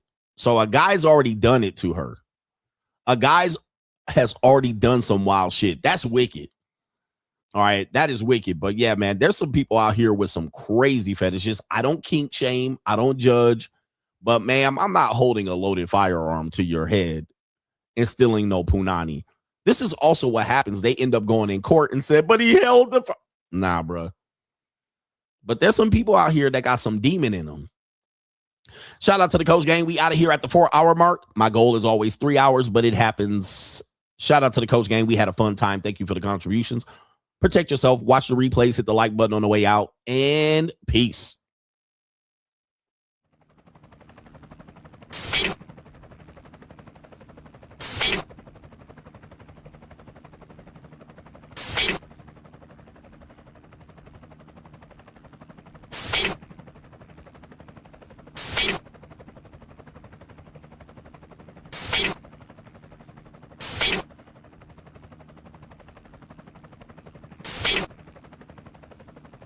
And you're in the Desert Storm bunker with Hollywood CGA. Yeah. Legends ain't born, they built from the grind. From benches to banners, we sharpen the mind. We sharpen the sword and promise and swore that we going hard and leaving it all on the floor. Hey, yeah, we going hard and leaving it all on the floor. Hey, yeah, we going hard and leaving it all on the floor. Legends ain't born, they built from the grind. From benches to banners, we sharpen the mind. We sharpen the sword and promise and swore that we going hard and leaving it all on the floor.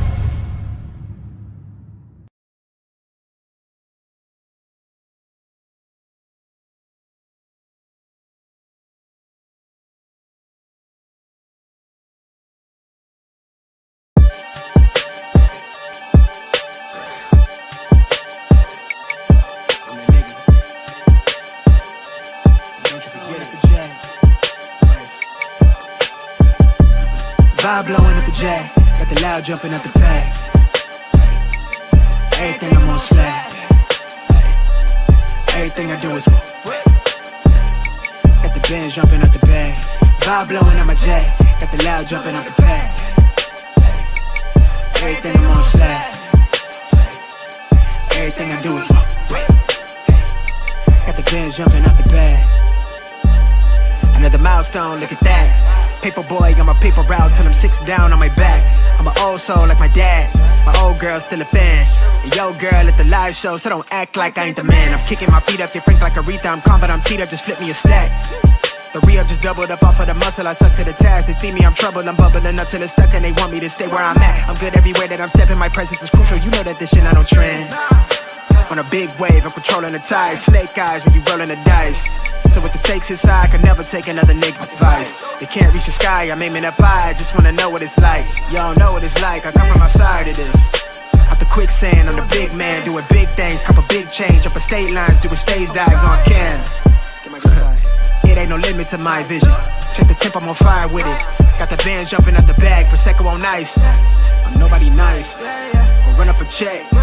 demand my respect. I'm doing the most, I never quit. They want me to quit. I'm good as it come, I'm good as it gets. Vibe blowing at the J, got the loud jumping at the pay. Everything I'm on slap. Everything I do is